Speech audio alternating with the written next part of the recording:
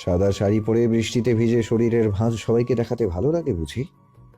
শরীরের তো সব অংশই বোঝা যাচ্ছে। ছেলেদের দেখিয়ে কি মজা পাচ্ছেন খুব? শাড়ি খুলে রাস্তায় দাঁড়িয়ে ভিজেন, দেখবেন অনেক ভালো হবে। উপরোক্ত কথাগুলো বলেই সাফরাত নিজের গায়ের কালো কোটটা খুলে স্বর্ণার গায়ে জড়িয়ে দেয়। তারপর বড় বড় করে পা ফেলে চলে যায় নিজ গন্তব্যে। আকস্মিক এমন কথার কাজে স্বর্ণা বোকা বনে যায়। আর সাদা শাড়ি নিজেও জানতো, কিন্তু ভিজে গেলে যে শরীরের অংশ বোঝা যাবে সেটা সে ভাবতে পারেনি। স্বর্ণা ছেলেটার কথাগুলো ভেবে নিজের দিকে তাকায়, মাথা নিচু করে নিল। আরে ছেলেটাকে তো দেখতেও পারলাম না, একটা ধন্যবাদ দেব তাও হলো না।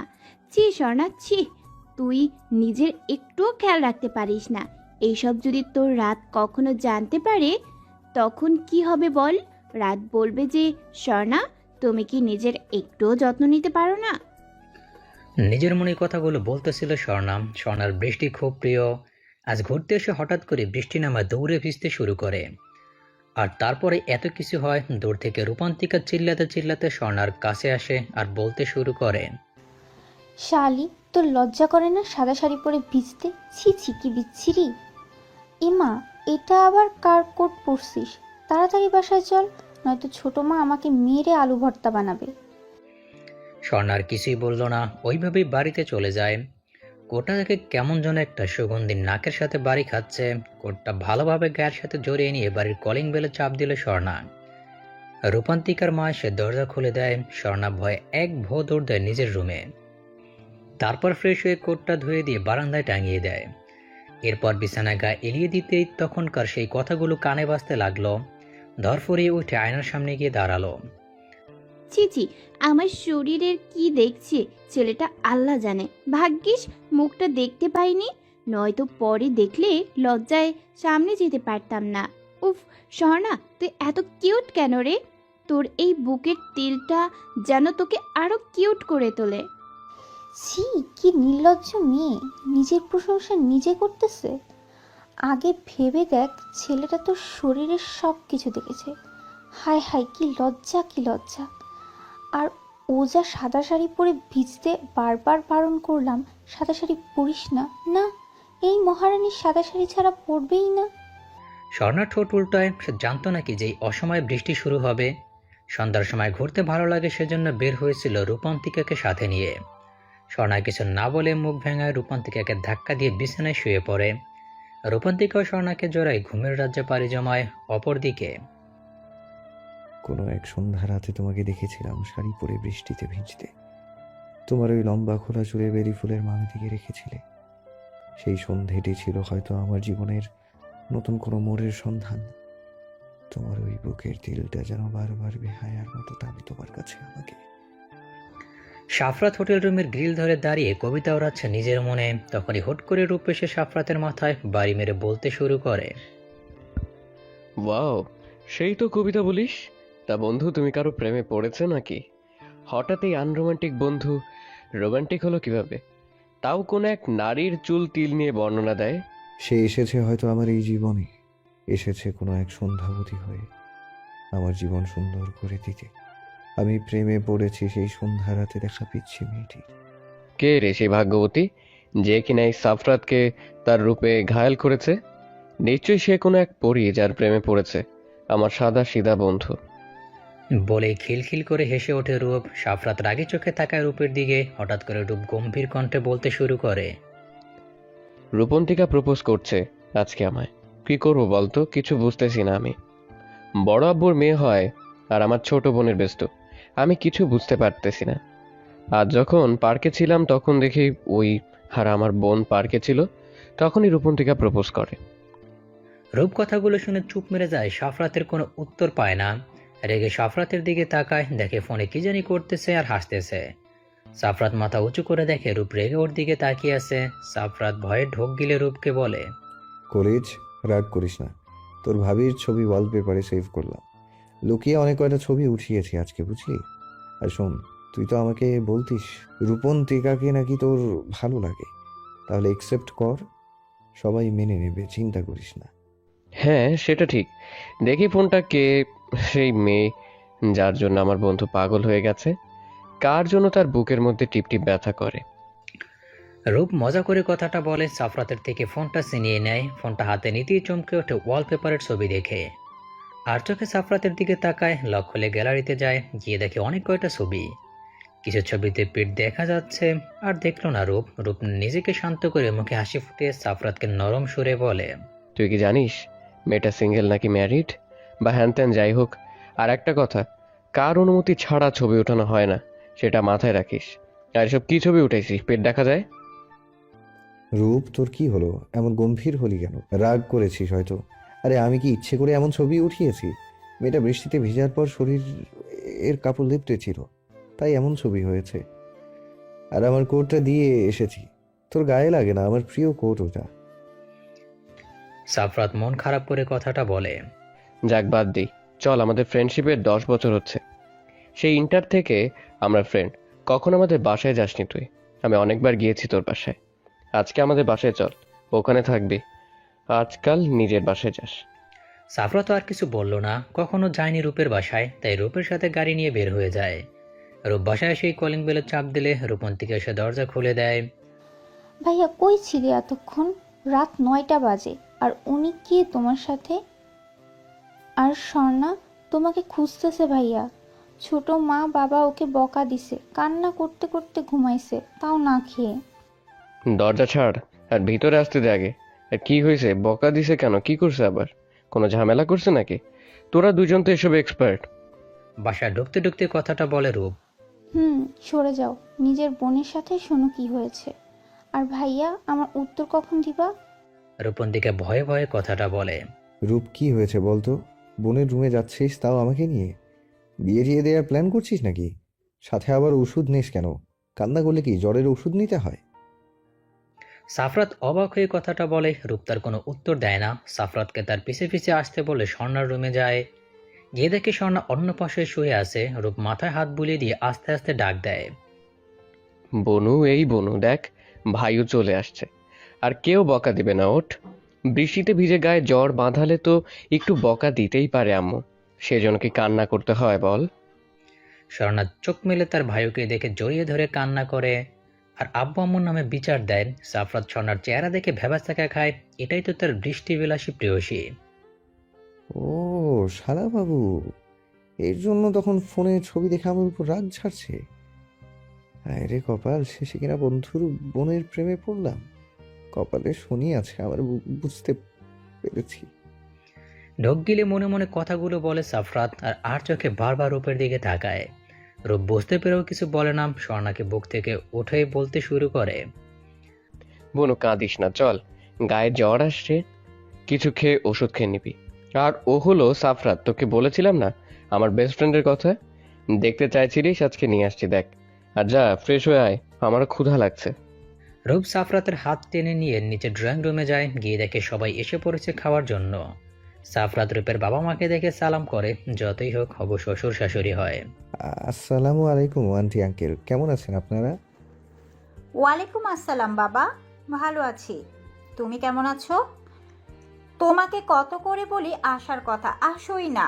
আজ আসলে তাহলে শেষমেশ। জি আন্টি।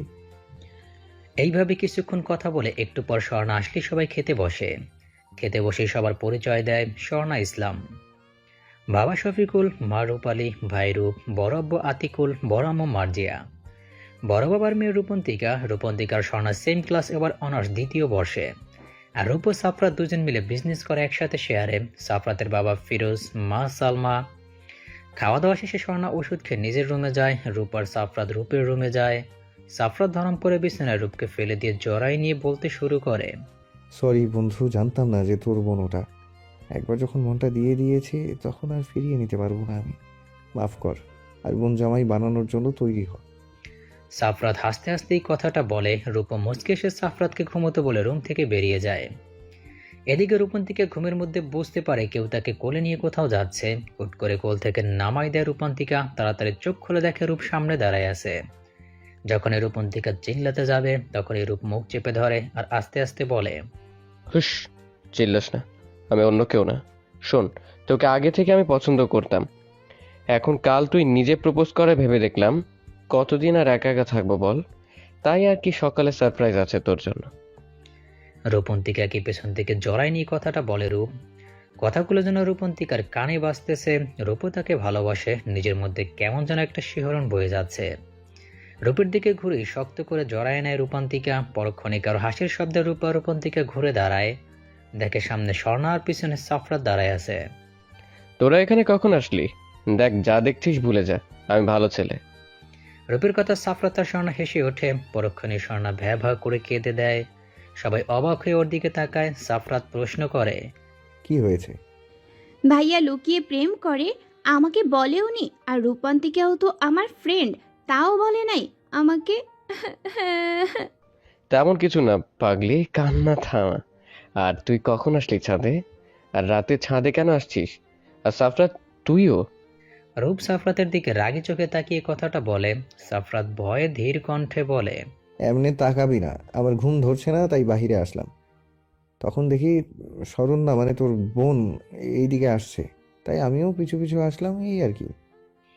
রূপ আর কিছু বলে না। এরপর সবাই এক জায়গায় বসে একসাথে আড্ডা দিতে থাকে। তখন হঠাৎ করে স্বর্ণা বলে ওঠে, ভাইও তুমি না বলছো আমার রাতকে নিয়ে এসে দিবা, কই কবে এনে দিবা বলো তো? তুমি কথা দিয়ে কথা রাখো নাই। এমনকি আমার রাতও আমাকে কথা দিয়ে কথা রাখে নাই। সে আমাকে ছেড়ে চলে গেল আর আসলো না। আমার রাত আমার সাথে বেইমানি করলো। স্বর্ণা মন খারাপ করে কথাটা বলে। রূপ বিরক্ত আর কিছুটা রাগী সুরে বলে, চুপ, আমাকে রাগাবি না।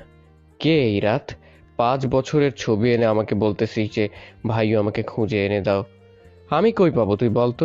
সাফরাত আমার বোনকে পাবনা দিয়ে আয় তো। যা। কবে কার সেই রাত আমি কখনো দেখি নাই। ও নাকি ছোট থাকতে একসাথে খেলছে, এখন তাকে চাচ্ছে। ওরে ছাড়া নাকি ও কাউকে বিয়ে করবে না। রূপের এই কথাটাই বাকি ছিল সাফরাতের শোনা। যাকে সে পছন্দ করে সে নাকি আবার অন্য কাউকে ভালোবাসে। সাফরাত রাগী চোখে সোনার দিকে তাকায়। এরপর কি মনে করে রাতের ছবি দেখতে চায়। সাফরাত রাতের ছবি দেখে রূপের দিকে একবার তাকায়, সোনার দিকে একবার তাকায়, পরে নিজের দিকে তাকিয়ে স্বর্ণাকে প্রশ্ন করে, আচ্ছা সন্ধ্যাবতী, তুমি তো সেই ছোটবেলায় দেখেছো রাতকে, তাই না? এখন যদি সে অন্য কাউকে বিয়ে করে সংসার করে, আর তাহলে তুমি কি অন্য কাউকে বিয়ে করবা নাকি? তাই রাতকে ভুলে যাও, সে তো তোমার এতদিনে খোঁজ রাখিনি। সাফরাতের কথা রেগে গিয়ে সাফরাতের হাতে জোরে কামড় দেয় স্বর্ণা। সাফরাত চিল্লিয়ে উঠে বলেই বসে রাক্ষসী। স্বর্ণা যেন তা কানে নিল না, জোরে জোরে চিল্লিয়ে বলে উঠল, আমার রাত আমাকে ছাড়া কাউকে বিয়ে করতে পারে না। আমার রাত আমাকে কথা দিয়েছে সে আমাকে ছাড়া কাউকে বিয়ে করবে না। আর সে আমার কাছে একদিন ফিরে আসবে। আর যদি বিয়েও হয়ে থাকে তাও আমি রাতকে চাই মানে চাই। সোনার কথা সবগুলো ওর দিকে অবাক আর বিস্ময় নিয়ে তাকিয়ে আছে। আর ভাবে রাত এখন বড় হয়েছে, কিভাবে চিনবে তাকে। ও পাগলের মতো কথাবার্তা বলে সব। স্বর্ণা চিল্লা চিল্লি করে নিচে চলে যায়। হুট করে রূপ প্রশ্ন করে, কিরে সাফরাত, তুই সন্ধ্যাবতী বললি কেন স্বর্ণাকে? ওর নাম তো সন্ধ্যাবতী না। তুইও কি পাগল হলি?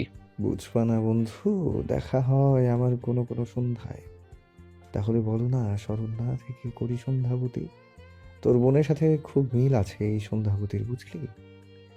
রোমান্টিকা কিছু না বলেই মুখ ভেঙচি কাটে।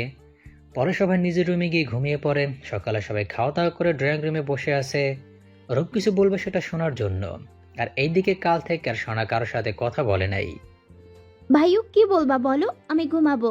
তোমার আজাইরা কথা শোনার জন্য আমি বসে নাই। রূপ সোনার কথা কানে নিল না। ও এমনিতেই রাতকে নিয়ে বাজে কথা বলে রেগে যায়। একটু পর সবাই এসে পড়লে রূপ বলতে শুরু করে, আব্বু, তুমি তো আমাকে বিয়ের কথা বলো তাই না? তাই ভাবছিলাম এবার বিয়েটা করে নিই। তবে শর্ত একটাই, আমার পছন্দের মেয়ের সাথে আমার বিয়ে দিতে হবে। আমার পছন্দের মেয়ে আছে। রূপের কথায় সবাই তার দিকে কড়া দৃষ্টি নিক্ষেপ করে। রূপ ঢোক গিলে নেয়। আর সাফরাত রূপের কাণ্ডে মুচকি হাসতেছে।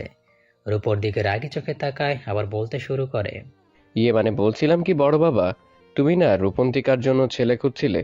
তা তোমার তো একটাই মেয়ে, ছেলে নাই। তাই তোমাদের ভালোর জন্য বলছিলাম কি, রূপন্তিকাকে আমার সাথে বিয়ে দাও। বাড়ির মেয়ে বাড়িতে থাকবে। আমি কিন্তু তোমাদের ভালোর জন্যই বলছি। রূপের এমন কথা সবাই মুখ চাওয়াচই করে হুহা করে হেসে দেয়। সাথে রূপের মা বাবা, রূপন্তিকার মা বাবা সবাই। রূপ বোকা হয়ে সবার দিকে তাকিয়ে আছে। তখন রূপন্তিকার বাবা বলে ওঠে, ও আচ্ছা, আমি ভাবছিলাম তুই হয়তো আমার মেয়েকে ভালোবাসিস, কিন্তু এখন দেখি তা না।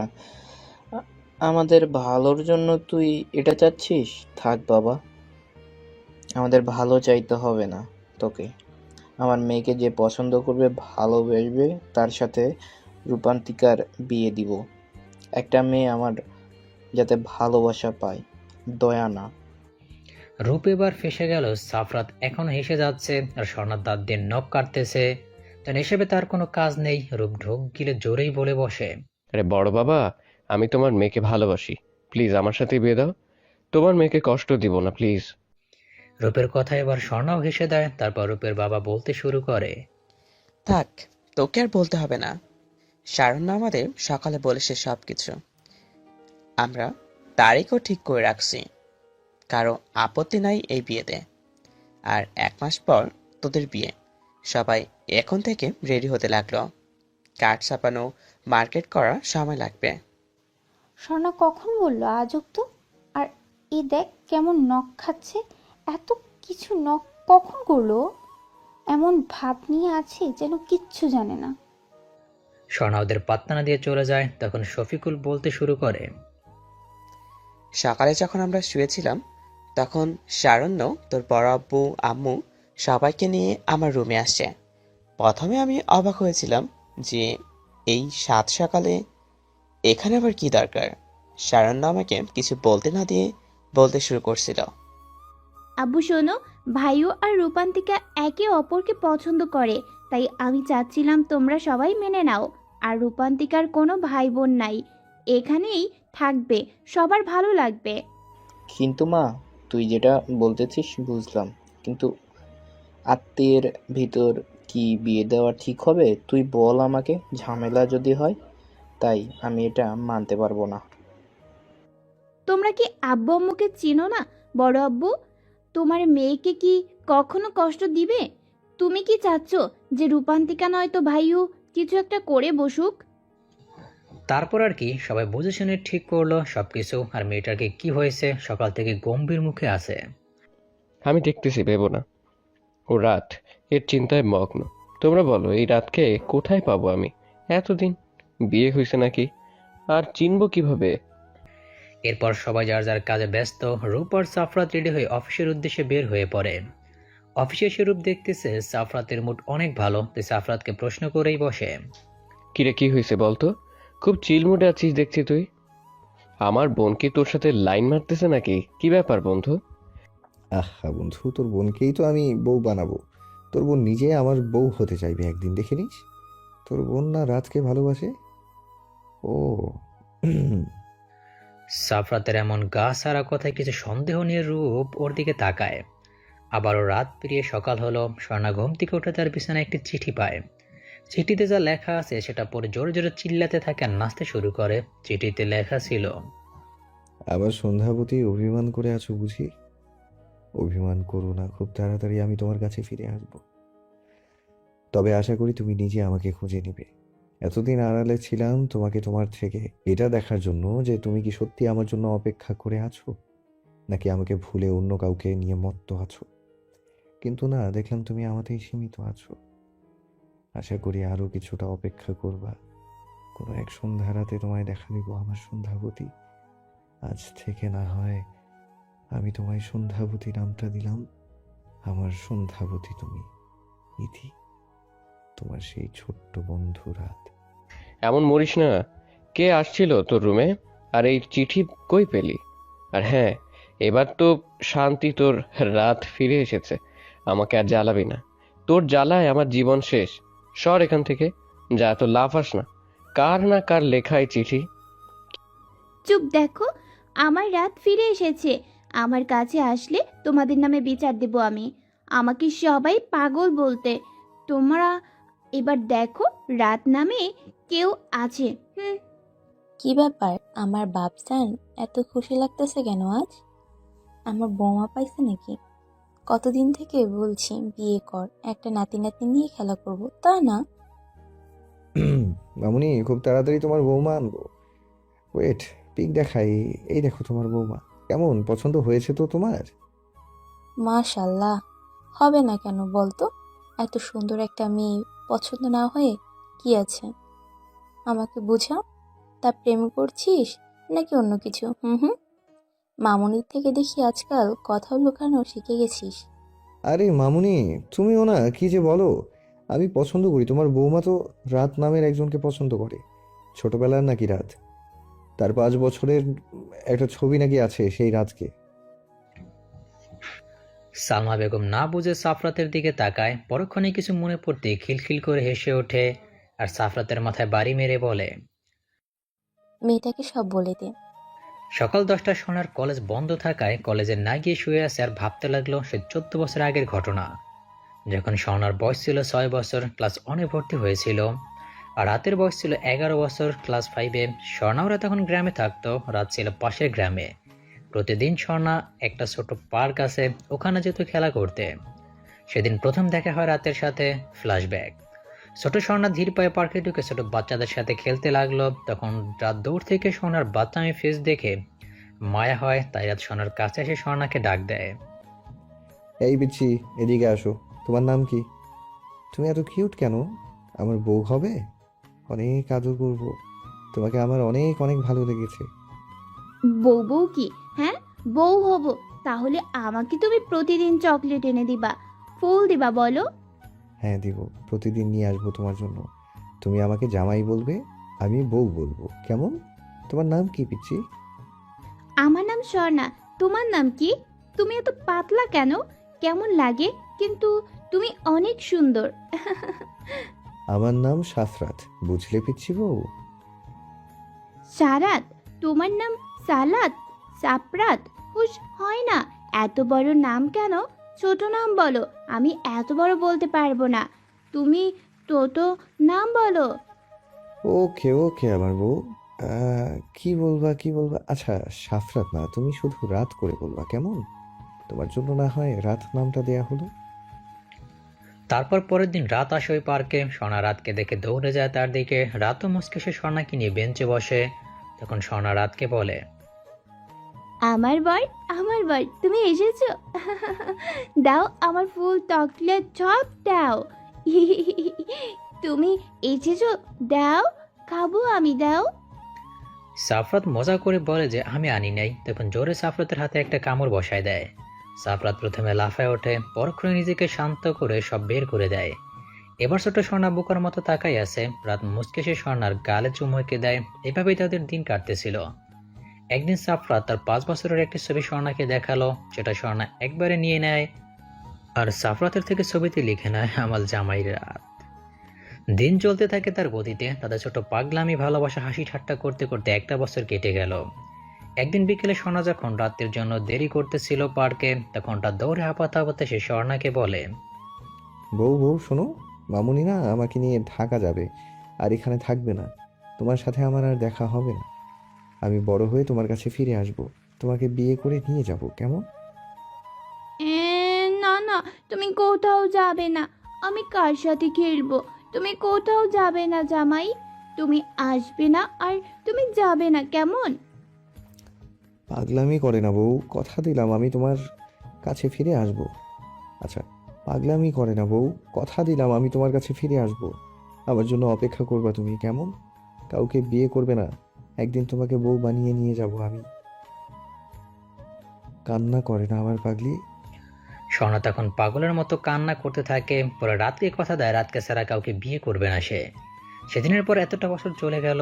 স্বর্ণা সবসময় রাতের সেই ছবিটা দেখতো আর এটাই ভাবতো রাত তার জামাই। সেই ছোট মনে কথাগুলো জমিয়ে থাকা স্বর্ণা রূপন্তিকার ডাকে বাস্তবে ফিরে আসলো। বর্তমান। কি ভাবিস এত? চল, ভালো লাগতেছে না, কোথাও থেকে ঘুরে আসি। আর সময় নেই, এই বাড়ির বউ হব, কোনোদিন জানি। স্বর্ণা কিছু না বলে রূপন্তিকার সাথে বাইরে বের হয় আর সাফরাত নিজের কেবিনে বসে বসে ভাবতে থাকে আর মনে মনে বলে, সরি আমার ছোট্ট বউ শরণ্যা, তোমার কথা রাখতে পারিনি আমি। কথা দিয়েছিলাম তোমাকে বিয়ে করব, তোমার কাছে ফিরে যাব একদিন। কিন্তু ঢাকা আসার পর তোমার কথা আর মনে ছিল না। প্রথম দিন ঢাকা এসে মামুনিকে বলেছিলাম তোমার কথা, আর কখনো তোমাকে মনে হয়নি। আর তুমি কিনা এখনো সেই আমি ছোট রাতকে পাগলের মতো ভালোবাসো। তুমি কথা রেখেছো, অথচ আমি রাখতে পারলাম না।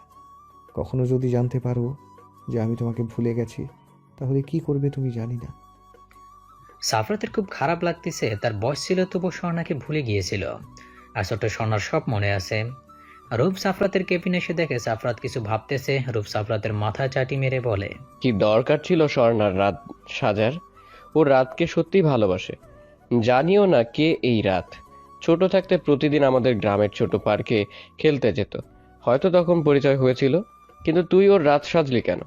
আমি কাল তোর চিঠি নিয়ে গিয়ে রাখছিলাম, পড়ছিলাম না, কিন্তু এটা করা ঠিক হয়নি। রূপের কথা শুনে সাফরাত মুচকে সে সব খুলে বলে যে সেই রাত আর সেই সাফরাত। রূপ অবাক হয়ে তাকে সাথে অনেক খুশি হয়। শোন, তোর বোনকে কিছু বলিস না আগে। কিছুটা মজা নিই ওর সাথে। হ্যাঁ হ্যাঁ, কত মজা হবে বল।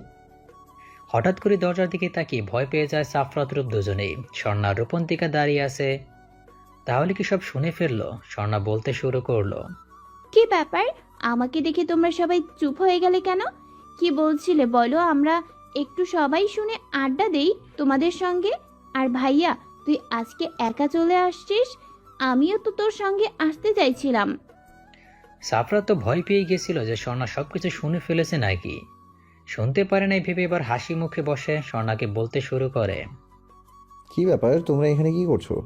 অফিস টাইমে তোমরা অফিসে আসছো কিসের জন্য? তোমরা ঘুরতে চাইলে অন্য কোথাও ঘোরো। এটা অফিস, কাজ করতে হয়, অন্য কিছু না। সাফরাতের কথাই স্বর্ণা রেগে যায়। অযথা তাদেরও তো অফিস, তাও নাকি তাদের আসা যাবে না। স্বর্ণা রেগে তার ভাইকে উড়োধুরা বকাবকি শুরু করতে লাগলো। স্বর্ণাকে রেগে কথা বলাতে সাফরাত বেশ মজা পাচ্ছে। একটুকুতেই মেয়েটা রেগে যায়, ছোট থেকে এটা তার স্বভাব। এবার রূপ চুপ থাকতে পারলো না। সাফরাত আর স্বর্ণাকে ঝাড়ি মারতে শুরু করলো, তারপর দুজনেই চুপ মেরে যায়। এরপর সবাই মিলে কিছুক্ষণ আড্ডা দিয়ে মার্কেটের উদ্দেশ্যে বের হয়ে পড়ে। মার্কেটের দিকে সবাই বেশ কিছু কেনাকাটা করার পর যখন রেস্টুরেন্টের উদ্দেশ্যে রওনা দিবে, তখন হুট করেই কোথা থেকে একটা ছেলে এসে স্বর্ণাকে জড়াই ধরে। সেখানেই সাফরাত ছিল। সাফরাত তো রাগী চোখে তাদের দিকে তাকায় আছে, যেখানে হচ্ছেটা কি।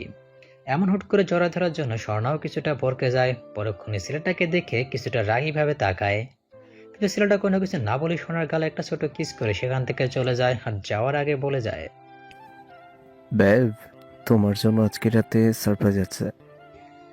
রূপ এবার কিছুই বুঝতে না পেরে স্বর্ণাকে প্রশ্ন করে বসে, কারণ এর মাথায় কিছুই ঢুকলো না। হুট করে কোথা থেকে একটা ছেলে সেভাবে জড়ায় ধরে আবার কিস করে চলে গেল, কিছু বলার সুযোগ না দিয়ে। তারপর তাদের দিকে আগে থেকেই সাফরাত রাগী চোখে তাকিয়ে আছে। ছেলেটাকে এমন হুট করে এসব কি করে যাচ্ছে? আর তুইও কিছু বললি না? এটা কোন ধরনের বেয়াদবি বলতো আমাকে? আশেপাশে কাউকে দেখে না নাকি? আর কিসের সারপ্রাইজের কথা বলে গেল? তুই কি চিনিস ছেলেটাকে? একসাথে এত প্রশ্ন করে নাকি কেউ? চিনি আমি, আমাদের কলেজের সিনিয়র। আমার 4-5 বছরের বড় হবে হয়তো। আমাকে কয়েকবার প্রপোজ করছিল, কিন্তু অ্যাকসেপ্ট করি নাই। তারপর তো প্রায় 1 মাস দেখা হয়েছিল না। আজকে হুট করে কোথা থেকে আসলো কে জানে। বাহ, সেজন্য রাস্তাঘাটে এমন নোংরামি হবে নাকি? কোনো কমন সেন্স নেই? যত সব। রূপ থাক, অফিস রেখে এখানে এসে আছে। আমি গেলাম, টাটা। সাফরাত সেখান থেকে চলে যায়। স্বর্ণা বোকার মতো তাকিয়ে আছে, হলোটা কি এখানে। রূপ বুঝলো সাফরাত রেগে আছে, সেজন্য রূপন্তিকার স্বর্ণাকে নিজের মতো করে থাকতে বলে সাফরাতের পিছে দৌড় মারে। স্বর্ণা রূপন্তিকা কিছু না বলে রেস্টুরেন্টে ঢুকে খাওয়া দাওয়া করে বাসায় চলে যায়। সাফরাত সেখান থেকে অফিসে না গিয়ে বাসায় চলে যায়। রূপ কিছু বলল না। রাতে স্বর্ণার ফোনে একটা মেসেজ আসে। মেসেজ পেয়ে নিচে দৌড় মারে স্বর্ণা। নিচে গিয়ে যা দেখে তা দেখে অবাকের চরম পর্যায়ে চলে যায়। তার মানে মেসেজে লেখা ছিল, আমার শরণ্যা রানী, আমি ফিরে এসেছি তোমার লাইফে। বড্ড ভালোবাসো আমায়, আমি জানি। সেই ছোট্টবেলায় আমাকে দেখেছো, আমার সাথে খেলেছো, তবুও কখনো ভুলে যাওনি আমাকে। এতটা ভালোবাসো আমায়। তোমাকে বলেছিলাম যে ফিরে আসবো একদিন, তোমাকে বউ বানিয়ে নিয়ে যাব। আমি ফিরে এসেছি। ইতি তোমার পিচ্ছি বর রাত। স্বর্ণার নিচে নেমে এসে দেখে রাতুল দাঁড়ায় আছে। রাতুল বলতে মার্কেটে যে ছেলেটা স্বর্ণাকে জড়াই ধরছিল।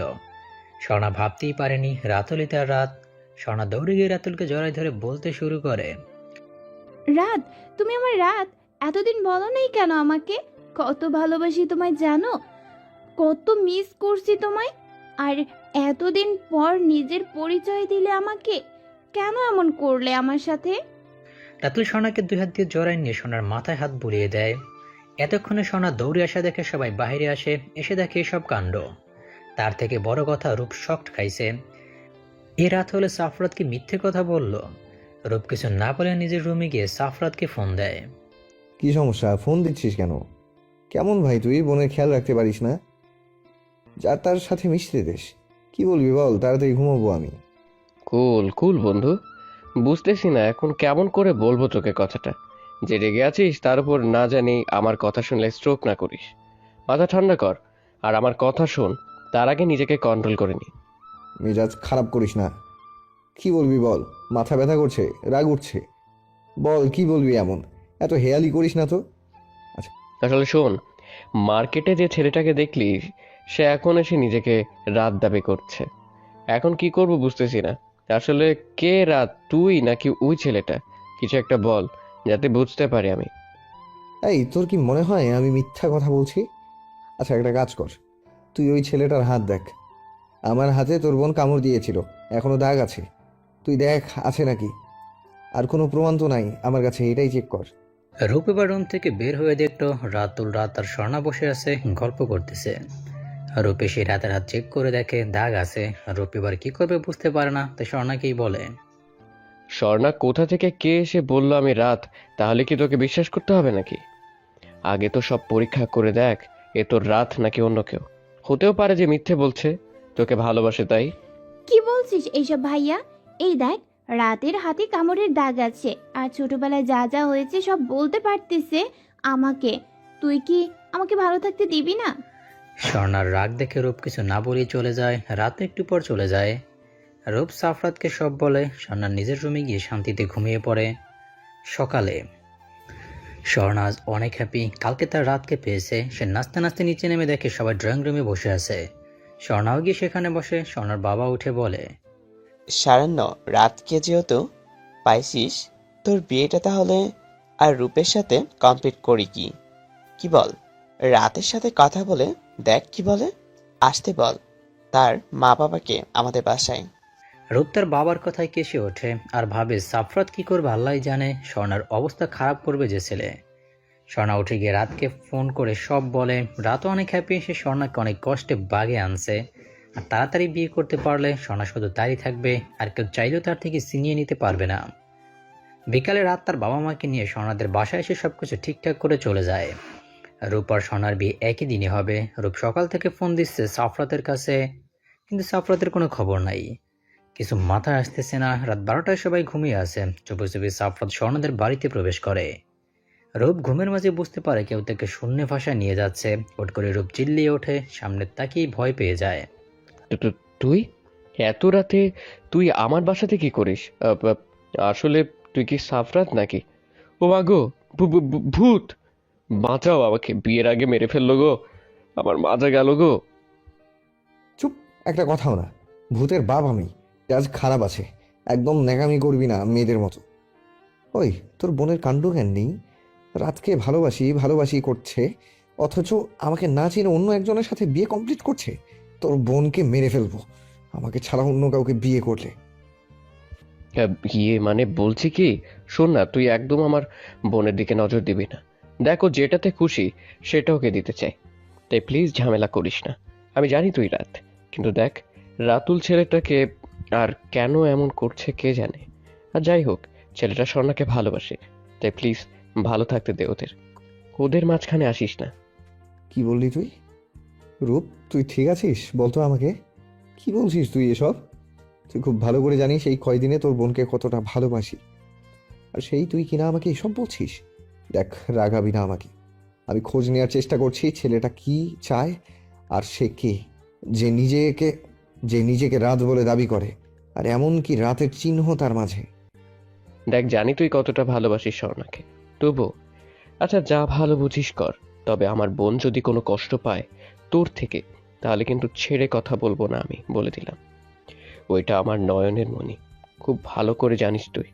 ও যখন যা চায় তাই দিয়েছি আমি। চিন্তা করিস না সেসব নিয়ে। শোন, একা তো আর প্ল্যান করা যায় না, তাই তোকে নিয়ে প্ল্যান করব। আর সেজন্য ছাদে আনলাম, কিন্তু এত রাতে ছাদে না থাকাই ভালো। চল তোর রুমে যাই আগে। আর হ্যাঁ, খুব ক্ষুধা লেগেছে, খাবার দে, না খেয়ে আছি আমি। আর রূপ আর সাফরাত নিচে নেমে আসে। রূপ সাফরাতের জন্য খাবার এনে দেয়। সাফরাত খেয়ে রূপকে তার সব প্ল্যান বলে। সাফরাতের কথায় রূপ রেগে যায়, রেগেই বলতে শুরু করে, ওই কি ভাবছিস তুই? আমাকে বলতো। তোর তো দেখি সাহস বেড়ে গেছে। আমার বোনকে নিয়ে তুই আমার সাথে প্ল্যান করতে বসছিস। আর কি সব বলছিস? আমি এমন করব তোর জন্য, তাই না? লাত্তি খাবি। সর যা। প্লিজ কলিজা আমার, রাগ করিস না। দেখ, তুই ছাড়া তো আমার আর বেস্ট ফ্রেন্ড নেই। তুই তো কারোর সাথে মিশতে দিসনি, তাই তুই আমার যে শালা হওয়ার আগে কিন্তু আমার বন্ধু। তাই প্লিজ না করিস না, যা বলছি রাজি হ। প্লিজ কলিজা আমার, প্লিজ। তুই ছাড়া কিন্তু আর কোনো রাস্তা নেই। ওকে ওকে ওকে, থাক আর বলতে হবে না। কাল থেকে মিশন শুরু করতে হবে। আর দেখতে হবে কে রাতুলকে ভালোবাসে। আর এমন মেয়ে আছে কিনা যে টাকার জন্য সব করতে পারে। তবে আর কি, আমার কোমরটা তো ভাঙছিস তুই। আয় ঘুমা। আর কোনো কথা নয় রাতে। ইয়ে মানে বলছিলাম কি বন্ধু, তুই থাক, আমি একটু আমার বউটাকে দেখে আসি। প্রমিস কিচ্ছু করবো না বিয়ের আগে। বিয়ের পরের কথা ভিন্ন। একদিকে সাফরাতের কথা শুনে রূপ হেসে দেয়। সাফরাত স্বর্ণার রুমের সামনে এসে দেখে দরজা ভেতর থেকে বন্ধ করা। সাফরাত ভাবে এটাই বুঝি হওয়ার ছিল। পরক্ষণে মনে মনে এদের সব রুমের ডুপ্লিকেট চাবি আছে, যার দ্বারা বাইরে থেকে দরজা খোলা যায়। সাফরাত রূপের সাথে ঝগড়া করে চাবিটা নিয়ে আসে। রুমের দরজা খুলে ভিতরে প্রবেশ করে দেখে স্বর্ণা এলোমেলো ভাবে শুয়ে আছে। সাফরাত দরজা লাগায় স্বর্ণার পায়ের কাছে গিয়ে বসে আর পকেট থেকে একটা পায়েল বের করে স্বর্ণার পায়ে পরাই দেয়। এরপর স্বর্ণার ঘুমন্ত কয়েকটা ছবি উঠিয়ে নেয়, সাথে পায়েল পরা পায়েরও কয়েকটা ছবি উঠায়। আর ভাবতে থাকে সেই ছোটবেলার কথা। সাফরাতের সব মনে পড়ে গেছে। সাফরাত মুচকি হেসে ভাবে সেই দিনের কথা, যেদিন সাফরাত শেষবারের মতো স্বর্ণার সাথে দেখা করছিল। অতীত। সাফরাত যখন স্বর্ণার থেকে বিদায় নিয়ে চলে যাবে, তখন স্বর্ণার পেছন থেকে সাফরাতের হাত টেনে ধরে আর কেঁদে দেয়। সাফরাত স্বর্ণার চোখের পানি মুছিয়ে দিয়ে কপালে চুমু এঁকে দিয়ে বলেছিল, এই আমার পিচ্ছি বউ, কাঁদে না শোনা বউ আমার।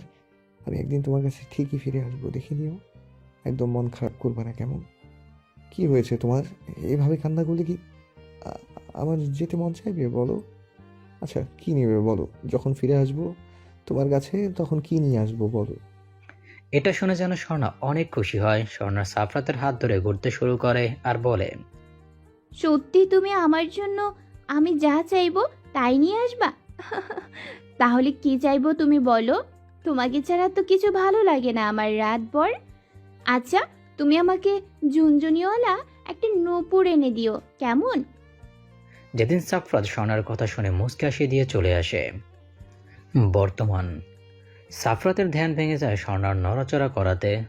সাফরাত কি জানি ভেবে স্বর্ণা ঠোঁটে ঠোঁট ছোঁয়া একটা ছবি উঠায়, তারপর ঘাড়ের কাছে যে তিলটা ছিল সেখানে ছোট করে একটু চুমু এঁকে দেয়। এরপর সাফরাত তার নিজের হাতের দিকে তাকায় এবং কামড়ের দাগটা স্বর্ণার দেওয়া।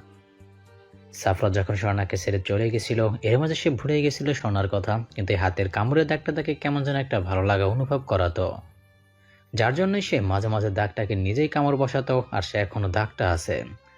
সাফরাত সবশেষে দরজা লাগাই দিয়ে রূপের রুমে এসে দেখে রূপ ঘুমিয়ে আছে। সাফরাত রূপকে কিছু না বলি বাসা থেকে বের হয়ে যায়, এখানে না থাকাই ভালো। সাফরাত বাসায় গিয়ে ঘুমিয়ে পড়ে। সকালে যখন রূপের ঘুম ভাঙে তখন তাকে সাফরাত নাই, পরে ফোন দিয়ে শুনে রাতেই চলে গেছে।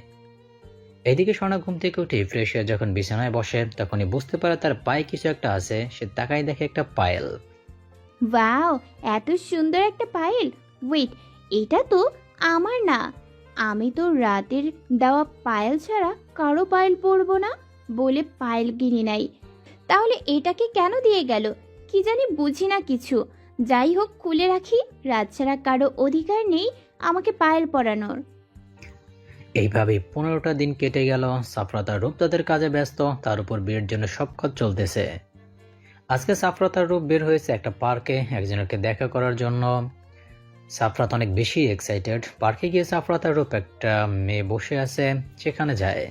পরিচয় হওয়ার পর মেয়েটা নিজেই বলতে লাগে, হাই, আমি রুমি, রাতুলের বেস্ট ফ্রেন্ড আর ওর চাচাতো বোনও হই। আমি জানি আপনারা কেন দেখেছেন, আর আমি সত্যিটাই আপনাদের বলবো। রাতুল আসলে রাত না, ও অনেক আগে থেকেই স্বর্ণকে ভালোবাসতো, কিন্তু স্বর্ণ বলতো ও রাত নামে কোনো একজনকে ভালোবাসতো। তো এটা নিয়ে রাতুল অনেক খোঁজ নিয়ে রাতের ব্যাপারে সব জানতে পারে, যে রাত কে, কেমন, কিভাবে, কি হয়েছিল। সেটার মূল নেট রিপিট সেটার মূলত নেটে একটা পেজ আছে, ওটা স্বর্ণ নাকি তার কাহিনী বলেছিল। ওইখানে রাতুল সব জানতে পারে আর তারপর রাত সেজে আসে। ও, এই ব্যাপার। কিন্তু তার হাতে দাগ আছে, সেটা কিভাবে কি করলো ও? আর তুমি না ওর বেস্ট ফ্রেন্ড, তাহলে সব সত্যি বলেছো কেন আমাদের? তুমি চাও না তোমার ফ্রেন্ড স্মরণাকে বিয়ে করুক? ফ্রেন্ডরা তো চায় বন্ধু ভালো থাকুক। এই শালা থাম, তুই তো সত্যিই শুনতে আসছিস, এখন আবার এমন করিস কেন? নাকি তুই চাচ্ছিস যে রাতুল স্বর্ণাকে বিয়ে করে নিক? সর, যা ভাগ। আর রুমি, তুমি বলো এখন উপায় কি? তুমি সত্যি বলছো এর পিছনে কারণ আছে, তা বুঝতেই পারছি আমি, তাই শর্ট করে বলে ফেলো। আমি রাতুলকে ভালোবাসি সেই ছোটবেলা থেকে। রাতুলকে কখনো বলার সাহস হয় নাই। আর যখন বলবো তখন ঠিক স্বর্ণের সাথে পরিচয়। আর রাতুল স্বর্ণকে নিয়ে পাগলামি করতে লাগছিল, তাই আর বলা হয়ে ওঠে নাই। আমি চাচ্ছি বিয়েটা যেন না হয়। আর ওর হাতে জাস্ট মেকআপের ওই রকম দাগ বানানো। আমি সব বললাম, এখন বাকিটা আপনাদের ব্যাপার। ওকে ওকে, একটা আইডিয়া পেয়েছি। রূপ, তোদের বাসার সবাইকে বলে দে আমি রাত শরণ্যা ছাড়া ও যেন না জানে। আর রাতুলকে বিয়ের দিন আমরা সরাবো আর রুমির সাথে বিয়ে দেব।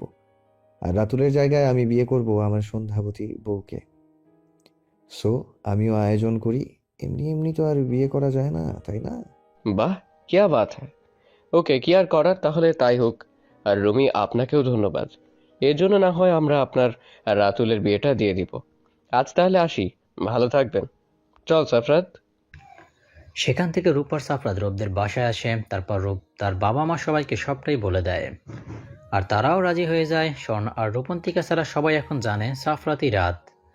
এখন অনেক সময় যাচ্ছে, আর স্বর্ণা, রূপ, সাফরাত, রূপন্তিকার অন্যদিকে রাতুলের গায়ে হলুদ হচ্ছে। সাফরাত ওর নিজের বাসায় আয়োজন করছে বিয়ে বলে কথা। স্বর্ণা রেডি হয়ে নিচে নেমে স্টেজে বসে, সাথে রূপ, রূপন্তিকাও আছে। সবাই এক এক করে হলুদ মাখিয়ে দিয়ে যাচ্ছে। স্বর্ণা খেয়াল করলো যে তার ভাইয়ের বিয়েও হচ্ছে, অথচ আর সাফরাত নাই, তাই রূপকে বলল, ভাইও, সাফরাত ভাইয়া কই? তোর বিয়ে সাফরাত ভাইয়া না তোর বেস্টু? তাহলে আসলো না কেন? কি ব্যাপার বলতো? কেমন বেস্টু যে বেস্টুর বিয়েতে আসে না? হায়, আর দেখো আমার বেস্টু নিজেও বিয়ে করতেছে, সাথে আমিও বিয়ে করতেছি। এমন বেস্টু হতে হয় বুঝলা, একসাথে বিয়ে করতে হয়। তুই একা বেস্টুর সাথে বিয়ে করিস নাই, আমার দোস্ত করতেছে। সেটা কি আর তুই জানিস? সে তো আমার বোনকে উঠাই নিয়ে যাবে, বউ বানায়। সেটা জানলে তুই এখানে তুল কালাম বানায় দিতিস। একটু পর দেখা গেল সাফরাত বাইক নিয়ে ভেতরে প্রবেশ করে। তার ঠোঁটে লেগে আছে একটা অমায়িক হাসি। সাফরাতকে দেখে রূপ তার বাবা মা মুস্কি হাসতেছে। সাফরাতকে সেটা লজ্জা পেয়ে মাথা নিচু করে নিয়ে স্বর্ণাদের কাছে যায়।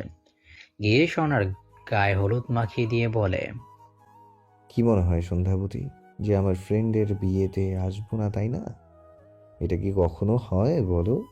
এই যে দেখো চলে আসলাম, সাথে আমার সন্ধ্যাবতীকেও হলুদ লাগানো হলো। বিয়ের জন্য তৈরি হও, সারপ্রাইজ ওয়েট করছে তোমার জন্য। যাই হোক, সন্ধ্যাবতী, খুব সুন্দর লাগছে তোমাকে। এই সন্ধ্যা রাতের তারাগুলি যেমন সৌন্দর্য বৃদ্ধি করে, ঠিক আমার সামনে বসা সন্ধ্যাবতী আজ সেই সৌন্দর্য বৃদ্ধি করছে তার। মারাত্মক সুন্দর লাগছে। আসো কয়েকটা সেলফি উঠাই। স্বর্ণা হা হয়ে তাকিয়ে আছে, কি সব বলতেছে। আবার সাথে আমার সন্ধ্যাবতী লাগাইছে। স্বর্ণা তাকাই দেখে তার মা বাবা হাসতেছে। সেদিকে স্বর্ণা ব্রুকুসকে তাকালে সবাই চুপ মেরে যায়। সাফরাত জোর করে হলুদ মাখিয়ে দিয়ে পুরো মুখে, সাথে সেটারও ক্যামেরার দ্বারা ভিডিও করে আর ছবি উঠায়। তারপর রূপকে আর রূপন্তিকাকে হলুদ লাগায় সবার থেকে বিদায় নিয়ে যায় কিছু না খেয়েই। অনুষ্ঠান শেষে স্বর্ণা নিজের রুমে গিয়ে বারবার ভাবতেছে সে রাতকে চিনতে ভুল করে নাই তো। কেমন যেন লাগতেছে তার, এত না ভেবেই ঘুমের দেশে পাড়ি জমায়। সকালে ঘুম থেকে উঠে রূপ ডাকাডাকিতে উঠে ফ্রেশ হয়ে খাওয়া দাওয়া করে নিজের রুমে বসে আছে মন খারাপ করে। এমন সময় রূপ আর রূপন্তিকা আসে। স্বর্ণার মন খারাপ দেখে রূপ স্বর্ণার পাশে বসে বলে, কি হয়েছে বনু, মন খারাপ কেন? আজকের দিনে এমন মুখটা প্যাঁচার মতো করে থাকলে হবে নাকি?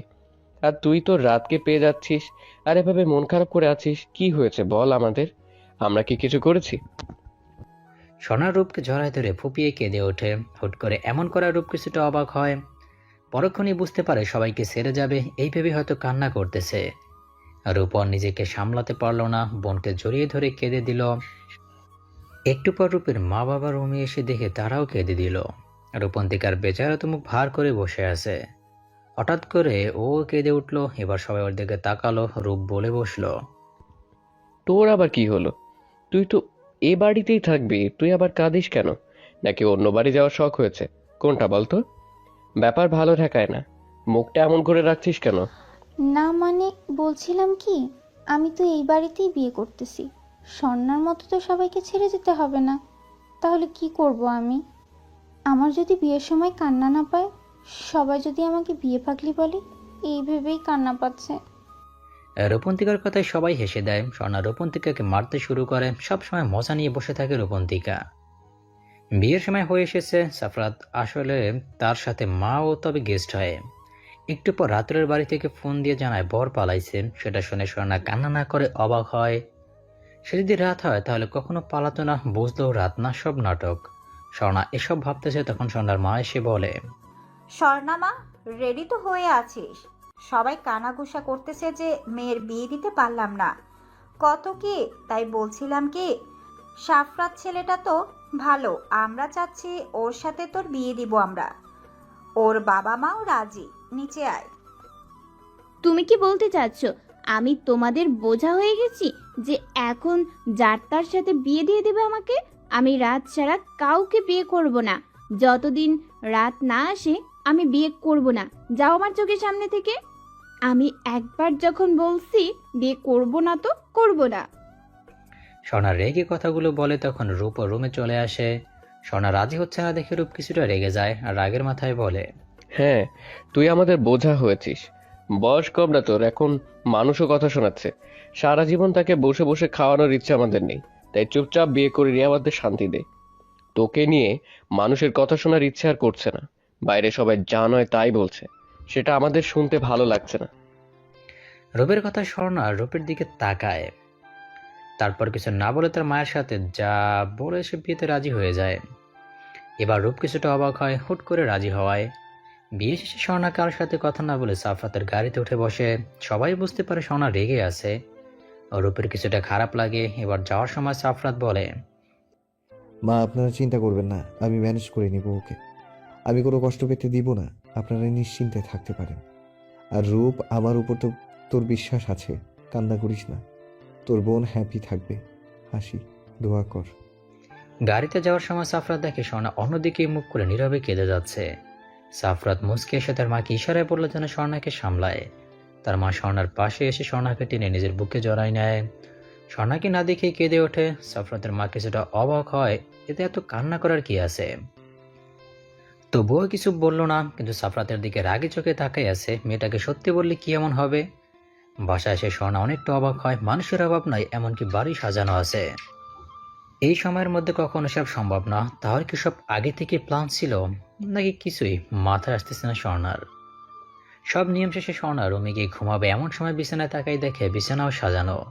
স্বর্ণার বুঝতে বাকি নেই সব প্ল্যান ছিল। আর তার ভাই আগে থেকে জানতো যে রাতুল রাত না, আর রাতকে ছাড়া স্বর্ণা কাউকে বিয়ে করবে না, যার জন্য প্ল্যান করে সব করছে। স্বর্ণার রেগে ফুল সব ছিঁড়তে শুরু করে আর চিল্লাতে চিল্লাতে বলে, আমাকে ঠকানো হয়েছে। সব আগে থেকে জেনেও কেন এমন করলো ভাইয়া? আমি কি এত বোঝা হয়েছিলাম যে আমাকে মিথ্যা বলে বিয়ে দিয়ে দিল? আমাকে একটাবার বলার প্রয়োজন মনে করলো না। মানি না আমি এই বিয়ে, মানি না। আমি থাকবো না এখানে। স্বর্ণার চিল্লা চিল্লিতে সাফরাত আর তার মা রুমে এসে দেখে এই অবস্থা। স্বর্ণাকে তারা থামানোর চেষ্টা করলেও লাভ হয় না। সাফরাত তার মাকে রুমে দিয়ে পাঠায়। সাফরাত দরজা লাগিয়ে স্বর্ণার সামনে গিয়ে বুকের সাথে জড়িয়ে নেয়। স্বর্ণা সারাতে না পেরে একের পর এক কামড় বসায় সাফরাতের বুকে। একসময় নীরব হয়ে পড়লে স্বর্ণাকে বিছানায় শুয়ে দেয় সাফরাত, নিজেও তার পাশে শুয়ে পড়ে। খুব ভোরে স্বর্ণার ঘুম ভাঙে। চোখ খুলে নিজেকে সাফরাতের বাহুতে আবিষ্কার করে। স্বর্ণা ঝটকা মেরে সাফরাতকে সরিয়ে দেয়। সাফরাত এবার চোখ খুলে বোঝার চেষ্টা করে কি হয়েছে, কিন্তু বুঝে উঠতে পারে না। স্বর্ণা রাগীভাবে চিল্লিয়ে বলে, আপনি কি ভেবেছেন বিয়ে করেছেন বলে কিনে নিয়েছেন আমাকে? একদম কাছে আসার চেষ্টা করবেন না বলে দিলাম। আমি শুধু রাতের, আর কারো না। আপনি সব জেনে কেন আমাকে বিয়ে করছেন? আপনাকে আমি বলি নাই বিয়ে করার কথা? জোর করে ভাইয়ার সাথে প্ল্যান করে সব করছেন আপনারা। আপনার মুখ দেখতেও আমার ঘৃণা হচ্ছে। কোন সাহসে আমাকে জড়াই ধরছেন? শরণ্যা, প্লিজ আস্তে কথা বলো, বাইরে সবাই শুনে ফেলবে। আমার রুম সাউন্ড প্রুফ না। এত বড় লোকই আমার ভালো লাগে না, তাই আস্তে কথা বলো। আর হয়তো ঘুমের মাঝে জড়িয়ে ধরেছিলাম, এতে এত চিল্লানোর কি আছে? এত রিয়েক্ট করছো কেন বুঝলাম না। আমি তো তোমার জামাই, অন্য কেউ না। যাও, আজান দিয়েছে, নামাজ পড়ে এসে ঘুমাও। জামাই মাই ফুট, বললাম না আমি এই বিয়ে মানি না, মানে মানি না। আর কিসের জামাই? আর একদিন যদি কাছে আসা দেখি মেরে ফেলবো বলে দিলাম। এই বাড়িতে থাকার ইচ্ছে আমার নেই। তার থেকে বড় কথা, আমি আর নিজের বাড়িও ফিরে যাব না। বোঝা হয়ে গেছি সবার। যতদিন না রাতকে খুঁজে পাই এখানেই থাকবো। আপনি দূরে থাকবেন আমার থেকে। সাফরাত বিরক্ত নিয়ে উঠে অজু করে নামাজ পড়তে বসে। একটু পর স্বর্ণা এসে সাফরাতের পাশে বসে একসাথে দুজনই নামাজ আদায় করে। স্বর্ণা উঠে যাবে এমন সময় সাফরাত স্বর্ণার হাত টেনে বসায় আর বলে, দেখো সন্ধ্যাবতী, যা হবার হয়েছে সব মেনে নাও। এখন বিয়ে হয়ে গেছে, তাই সব বাদ দিয়ে সংসারে মন দাও। আর প্লিজ, যাই করো না কেন, আম্মু আব্বুর সাথে খারাপ ব্যবহার করো না কখনো। তোমাকে নিজের মেয়ের মতোই ভালোবাসবে। তাদের কোনো মেয়ে নেই। আর তুমি যেই রাতকে খুঁজছো, তুমি তো এখন চিনবে না, ওনা বড় হয়েছে। তাহলে রাতের জন্য অপেক্ষা করে কি হবে বলো? স্বর্ণা আর কিছু না শুনে চিল্লিয়ে ওঠে। তার এসব ভালো লাগতেছে না। রাত ছাড়া সে কাউকে মেনে নিতে পারবে না। রাত তো বলেছিল সে ফিরে আসবে। আজ বউ ভাত দুই জায়গাতেই, তাই রূপপুরা আসতে পারবে না। অনেক ধুমধাম করে দুই বাড়িতে সব সম্পন্ন হয়। স্বর্ণা সাফরাতের বাবা মার সাথে কোনো খারাপ ব্যবহার করে না, কিন্তু সাফরাতকে সহ্যও করতে পারে না। রাতে সাফরাতের আবার বন্ধুরা থেকে যায় ওদের বাসায়। সবাই মিলে যখন আড্ডা দেয়, তখন একটা মেয়ে এসে সাফরাতকে জড়ায় ধরে ফুপিয়ে কেঁদে ওঠে আর বলে, সাফরাত, তুমি এটা কিভাবে করতে পারলে বলো? তুমি তো বলেছিলে আমাকে বিয়ে করবা, তাহলে কেন এই মেয়েকে বিয়ে করলে? তুমি কথা দিয়ে কথা রাখোনি কেন? তুমি এই মেয়েকে ডিভোর্স দিয়ে দাও প্লিজ। আমি তোমাকে ছাড়া বাঁচবো না। আমি শুনলাম এই মেয়ে নাকি তোমাকে বর হিসেবে মানেই না। তাহলে তাকে ডিভোর্স দাও প্লিজ, আর আমাকে বিয়ে করো। স্বর্ণা সেদিকে তাকিয়ে চোখ নামিয়ে নেয়। সাফরাত কি করবে বুঝে উঠতে পারতেছে না। মেয়েটা তার মামাতো বোন মিতু, তার থেকে 10 বছরের ছোট, মাত্র ক্লাস 10-এ পড়ে। ছোট থেকে সাফরাতের সাথে বেশি মিশত আর বলতো সাফরাতকেই বিয়ে করবে। সাফরাত তখন বলতো বিয়ে করবে না। সব ঠিকই ছিল। সাফরাত ভাবতো ছোট মেয়ে তাই এমন করে, কিন্তু না, একসময় সেটা পাগলামিতে পরিণত হয়। ক্লাস 10-এ থাকতে হাত কাটতে শুরু করে। তাই সাফরাত সবকিছু সামলানোর জন্য বলছিল মিতু বড় হলে বিয়ে করবে। সাফরাত মিতুকে নিজের থেকে সরাই দিয়ে বলে, মিতু, এমন পাগলামি করিস না বনু। তুই বড় হচ্ছিস, বুঝার চেষ্টা কর। আর ও না, ওটা তোর ভাবি, শরণ্যা নাম। ভাবি বলবি কেমন? তোকে আমার থেকে সুন্দর ছেলে এনে দিব, চিন্তা করিস না। আমি তোর 10 বছরের বড়, তোকে বিয়ে কিভাবে করব বল? সেদিন তোকে সান্ত্বনা দেওয়ার জন্য বলেছিলাম বিয়ে করব, তাই সেটা নিয়ে বসে থাকিস না। যা, রাত হয়েছে, ঘুমা। মিতু সাফরাতের কথায় রেগে যায়। এখন শব্দ স্বর্ণার ভেবে স্বর্ণাকে গিয়ে ধাক্কা মারে। স্বর্ণা সেদিকে তাকায় এবং নিজেকে সামলিয়ে নেয়, কিছু বলে না। স্বর্ণা চুপ থাকাতে মিতু আরো রেগে গিয়ে স্বর্ণাকে থাপ্পড় মারে 3-4টা। স্বর্ণা গালে হাত দিয়ে চুপ করে থাকে, তবুও একটা টু শব্দ করে না। সবাই অবাক হয়ে স্বর্ণার দিকে তাকায়। মিতু আবার মারতে যাবে, তার আগে স্বর্ণা হাত ধরে নিজের সাথে জড়াই নেয়। মিতু এবার আবার কান্না করে দেয়। স্বর্ণা এবার মিতুর মাথায় হাত বুলিয়ে বলে, তুমি আমার অনেক ছোট, তাই তুমি করেই বললাম কান্না বন্ধ করো। আমি তোমার সাফরাতকে তোমার থেকে কেড়ে নিব না, কথা দিলাম। আমার উপর বিশ্বাস রাখতে পারো। তোমার মতো আমিও অন্য কাউকে ভালোবাসি। আমি নিজে কথা দিলাম তোমাকে সাফরাতের সাথে বিয়ে দেব। আমি অন্যদের মতো কথা দিয়ে পালিয়ে যাই না। নিজের কথার গুরুত্ব বুঝি আর রাখিও। স্বর্ণার কথায় মিতু শান্ত হয়। সাফরাত রেগে যায় অনেকটা, কিন্তু কিছু না বলে চলে যায় নিজের রুমে। আর মনে মনে ভাবে যে সাফরাত কি ভুল করতেছে। এখন স্বর্ণাকে সত্যিটা বলে দেওয়া উচিত ছিল, নয়তো সামনে যা কিছু ঘটবে তা কারোর জন্যই ভালো হবে না। সাফরাত রাতে সেটা জানালে কি স্বর্ণা মিতুকে কথা দিত। সাফরাতের মাথা কাজ করা বন্ধ করে দেয়। সাফরাত শুয়ে শুয়ে সব ভাবতেছে আর স্বর্ণার জন্য অপেক্ষা করতেছে। অনেক অপেক্ষা করার পর স্বর্ণা রুমে না আসা বাহিরে বের হয়। পাশের রুমে দরজা খোলা দেখে তাকাই দেখে স্বর্ণা আর মিতু একসাথে শুয়ে আছে। তাই নিজের রুমে গিয়ে শুয়ে পড়ে। সকালে স্বর্ণা ঘুম থেকে উঠে নিচে গিয়ে রান্নাঘরে যায়। গিয়ে দেখে তার শাশুড়ি মা রান্নাঘরে রান্না করার জন্য সব রেডি করতেছে। স্বর্ণাকে দেখে বলে, আরে মা, তুই এখানে কি করছিস? তোকে কে আসতে বলেছে? তুই নতুন বউ, তুই এত সকালে এখানে কি করিস? যা নিজের রুমে যা, তোর বাবাই দেখলে আমাকে বকাবকি করবে। আমি কফি বানিয়ে দিচ্ছি, সাফায়াতকে নিয়ে গিয়ে দে, আর তো বাবাকেও দে। মিতু কই আছে রে? ওরে ডেকে ও একটু উঠিয়ে দে না, সামনে পরীক্ষা, বাসায় দিয়ে আসতে হবে। তুই যা, গিয়ে ড্রয়িং রুমে বস। আরে মা, কি বলো? তুমি না কাল বললা আমি তোমার মেয়ে, তাহলে নতুন বউ হলাম কিভাবে? আর ভালো লাগতেছে না রুমে বসে থাকতে, তাই তোমাকে হেল্প করতে চলে আসলাম। চিন্তা করো না, আমি সব রান্না করতে পারি। বাপের বাসায় বসেছিলাম না, রান্না করতাম মাঝে মাঝে আমি, তাই সব শিখে নিয়েছি। তুমি এক কাজ করো, কি কি করব বলে দাও, আমি করে নিচ্ছি। স্বর্ণা জোরাজোরি করতে লাগে সালমা বানুর সাথে, তাই উনি আর কিছু বলে না। দুজনে মিলেই রান্না করে। এর মধ্যে সাফরাত আর মিতুকে কফি দিয়ে আসলে কাজের লোক। রান্না শেষে যখন স্বর্ণার রুমে যাবে তখন সালমা বলে ওঠে, স্বর্ণা, একটা কথা বলি মা তোকে।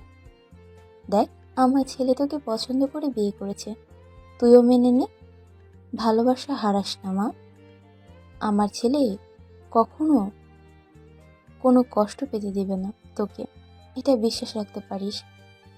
আমি জানি আমার ছেলে কেমন, সেদিক থেকে তোকে বলছি, ঠকবি না কখনো আমার ছেলের কাছে। ওকে মেনে নেওয়ার চেষ্টা কর, দেখবি অনেক সুখী হবি। সালমা বানুর কথা স্বর্ণা অনেকটা রেগে যায়, কিন্তু নরম স্বরে কিছু কথা বলে, যা শুনে সালমা বানু অনেকটাই অবাক হয়ে স্বর্ণার যাওয়ার দিকে তাকিয়ে থাকে আর মনে মনে বলে, এই মেয়েটা কি পাগল হয়েছে?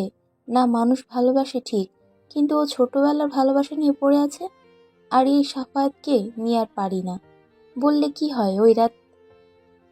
আর এই মেয়ে দিন দিন যে পাগলামি করছে, সাফায়াত সত্যি কথা না বললে কোনো একদিন জানি বাড়ি ছেড়ে চলে যায়। স্বর্ণা যাওয়ার আগে বলে যায় যে, আপনার ছেলে আমাকে যতই ভালোবাসুক আর পছন্দ করুক, আপনাকে একটা কথা বলে রাখি, আমি অন্য কাউকে ভালোবাসি, তাই প্লিজ এসব বিষয় নিয়ে আমি কিছু শুনতে চাই না। আপনার সাথে আমি খারাপ ব্যবহার করতে চাই না, সেই জন্য বেশি কিছু বলবো না। আপনিও এই বিষয় নিয়ে কিছু বলবেন না মা। এখন স্বর্ণার রুমে গিয়ে দেখে সাফরাত গোসল করে বের হচ্ছে, খালি গায়ে শুধু একটা ট্রাউজার পরা আছে। স্বর্ণা চিল্লিয়ে ওঠে। সাফরাত স্বর্ণার দিকে তাকায়, নিজের দিকে একবার তাকায় আর বোঝার চেষ্টা করে ট্রাউজার পরা তো আছে, তাও চিল্লায় কেন তাহলে? ছি। স্বর্ণার চোখ খোলে, আরেকবার সাফরাতের দিকে তাকিয়ে দেখে আয়নার সামনে দাঁড়িয়ে চুল ঠিক করতেছে। স্বর্ণা মুখ ফসকে বলে, সে নির্লজ্জ। সাফরাত একবার আর চোখে তাকিয়ে দেখে আর বলে, যাও, রেডি হয়ে আসো। ও না, গোসল করে আসো, তোমার বাড়ি থেকে মানুষ আসবে তোমাকে নিতে। তাড়াতাড়ি করো, মুখটা এমন করো না গো, ফাস্ট। ও হ্যাঁ, শাড়ি পরো, গোসল করে দেখো আলমারিতে শাড়ি আছে। এসব জামা কাপড় আজকে পরার দরকার নেই। স্বর্ণা কিছু না বলে মুখ বাঁকিয়ে শাড়ি বের করে নিয়ে গোসল করে বের হয়। শাড়ি পরতে পারে, সেজন্য কোনো অসুবিধা হয় না, একাই পরে। শাড়ি পরে আয়নার সামনে দাঁড়ায়, যখন কুচি ঠিক করে তখন পেছন থেকে সাফরাত রাগে সুরে বলে, আবারও সন্ধ্যাবতী দাঁড়া, আবারও সন্ধ্যাবতী সাদা শাড়ি পরেছ। একবার বৃষ্টিতে ভিজে শরীর দেখিয়েছ, এমনকি শরীরের তিলটাও বাদ যায়নি। আজকে আবার সাদা শাড়ি। স্বর্ণা কথাটা শুনে তড়িঘড়ি ঘাড়ের জায়গাটা শাড়ি দিয়ে ঢেকে নেয় আর রাগি চোখে সাফরাতের দিকে তাকিয়ে বলে, ওই আপনার সমস্যা কি? হ্যাঁ, চোখ নিচে নামান। এইরকম নির্লজ্জের মতো মানুষের দিকে তাকায় আছেন কেন? ছি, লজ্জা করে না আপনার?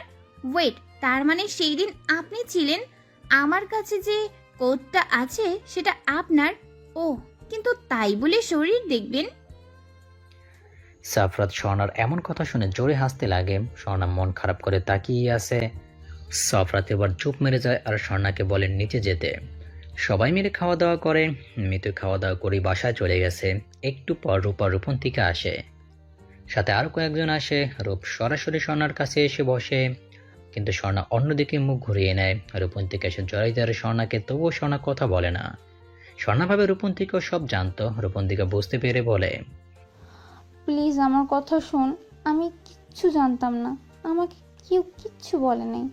তুই আর আমি ছাড়া সবাই জানতো। রূপ আমাকে কালকে বলেছে যে রাতুল রাত না। প্লিজ রাগ করিস না সোনা, নয়তো কান্না করব আমি। আমি তো কিচ্ছু জানতাম না রে, প্লিজ যা হবার হয়েছে, আর রাগ করিস না, সব কিছু মেনে নে। আপনারা কেন আসেন এখানে? আমি যাব না, আসছেন, খাবেন, চলে যাবেন। আমি আপনাদের বাসায় যাব না। একদম আমার কাছে আসার চেষ্টা করবেন না কেউ। আমি তো আপনাদের বোঝা হয়ে গেছি। তো বিদায় করছেন, এখন আবার নিতে আসছেন কেন? এখন কি বোঝা মনে হবে না? তখন তো আমাকে একা খাওয়াতেই কষ্ট হতো। এখন তো আমার জামাইও আছে, আর ও বোঝা মনে হবে? চলে যান সবাই, আমি কোথাও যাব না। স্বর্ণা রেগে চিল্লিয়ে কথাগুলো বলে। রূপ মন খারাপ করে বসে আছে আর রূপন্তীকে কেঁদেই দেয়। রূপ কি বলবে বুঝতে পারতেছে না। স্বর্ণা সেখানে না থেকে উপরের রুমে চলে যায়। সারাদিনে একটা বড় দরজা খোলে না। বিকেলের দিকে সাফরাত গিয়ে বলে সবাই চলে গেছে, তখন দরজা খুলে দেয়। সাফরাতের মা নিজে খাবার এনে স্বর্ণাকে খাইয়ে দেয়। স্বর্ণাও লক্ষ্মী মেয়ের মতো খেয়ে নেয়। রাতে স্বর্ণা যখন শুয়ে আছে তখন সাফরাত স্বর্ণাকে পিছন থেকে জড়িয়ে ধরে স্বর্ণার কানে কানে বলে, তোমাকে কিছু সত্যি বলার আছে সন্ধ্যাবতী। চলো বারান্দায় যাব, আর আজকে তোমাকে খুশির খবর শোনাবো। স্বর্ণা ঝটকা মেরে সাফরাতকে সরিয়ে দেয় আর রাগে সুরে বলে, কোনো কিছু শোনার ইচ্ছে আমার নেই। আপনি সরেন আমার কাছ থেকে। আমি কাল থেকে ভার্সিটি যাব, তাই বিরক্ত না করে ঘুমাতে দিন। সাফরাতকে স্বর্ণা ধাক্কা দিয়ে সরিয়ে দেয়। সাফরাত আজকে স্বর্ণাকে সত্যি কথা বলতে চাইছিল, কিন্তু স্বর্ণা কোনো কথাই শোনে না। সাফরাতও রাগ করে আর জোর করে কিছু বলতে চায় না। সাফরাত অন্য পাশেই ঘুমিয়ে পড়ে আর স্বর্ণা নীরবে কান্না করতেছে। সাফরাত বুঝতে পারে ও কিছু বলে নাই, কি বলবে, কিছু তুই শোনেইনি স্বর্ণা। আজ থেকে স্বর্ণা কলেজে যাওয়া শুরু করেছে। এভাবেই 3 মাস কেটে গেল। মিতুর পরীক্ষাও শেষ হয়ে গেছে। মিতু আজকে আবারও সাফরাতের বাসায় আসছে আর সাফরাতের সাথে বিয়ের কথা বলে। কেউ রাজি না হয় স্বর্ণা নিজে বলে যে বিয়ে দেবে ওদের। পরের দিন বাসার সবাই রাজি হয়। তবে স্বর্ণা এবার কিছুটা অবাক হয়, যেখানে কেউ রাজি ছিল না সেখানে সবাই একসাথে কিভাবে রাজি হয়। স্বর্ণার গুরুত্ব দেয় না। আরো 1 মাস পর বিয়ে, এই 1 মাস মিতু এখানেই থাকবে। রাতে স্বর্ণা যখনই ঘুমাতে যায় তখন দেখে সাফরাত নিচে শুয়ে আছে। স্বর্ণা কিছুটা অবাক হয়, তাই বলেই বসে, কি ব্যাপার, আজকে নিচে শুয়ে আছেন কেন? হঠাৎ এত পরিবর্তন কিভাবে বলেন তো? উপরে শুয়ে পড়েন, অসুস্থ হয়ে পড়বেন কয়দিন পর। আবার আপনার বিয়ের আগে অসুস্থ হলে তো সমস্যা, তাই না? বউয়ের সাথে রোম্যান্স করতে পারবেন না? এক বউ তো রোম্যান্স করতে দেয় নাই, আর এক। স্বর্ণা আর কিছু বলতে পারে না। সাফরাত চিল্লিয়ে ওঠে। স্বর্ণার ননস্টপ বক শুন তার ভালো লাগতেছে না। সাফরাতের ঝাড়ি খেয়ে স্বর্ণা ভেবা করে কেঁদে দেয়। তারপর চোখে মুখে সাফরাতের কাছে গিয়ে হাতে কামড় দেয়। সাফরাত মুখ ফসকে বলে, ছোটবেলার স্বভাব এখনো গেল না। স্বর্ণা ভ্রু উঁচু করে সাফরাতের দিকে তাকায়। সাফরাত স্বর্ণাকে ধাক্কা মেরে সরিয়ে দেয়। স্বর্ণা কিছু না বলে বিছানায় শুয়ে পড়ে। পরের দিন সকালে স্বর্ণা দেখে সাফরাত আর মিতু 2 জন মিলে হেসে হেসে গল্প করতেছে। স্বর্ণা বিরক্ত হয়ে রুমে যায়। সাফরাত সেদিকে তাকিয়ে মুচকে হাসে। রাত 11টার সময় সাফরাত রুমে আসে। তখন স্বর্ণা মাত্রই সাফরাতের ডায়েরিতে হাত দিতে গেছিল। সেটা দেখে সাফরাত স্বর্ণার গালে 2টা চড় বসায়। স্বর্ণা অবাক হয়ে সেদিকে তাকিয়ে আছে। তোমার সাহস হয় কিভাবে আমার ডায়েরিতে হাত দেওয়ার? তুমি আমার ওয়াইফ না। কয়দিন পর ডিভোর্স তো দিয়ে দেব, তাই এই অধিকার আমাকে দেখাতে এসো না। আমার ডায়েরিতে হাত দেওয়ার চেষ্টা করবা না বলে দিলাম। আমাকে এতটা ভালো ভেবো না। যতটা ভালো ততটা খারাপ আমি।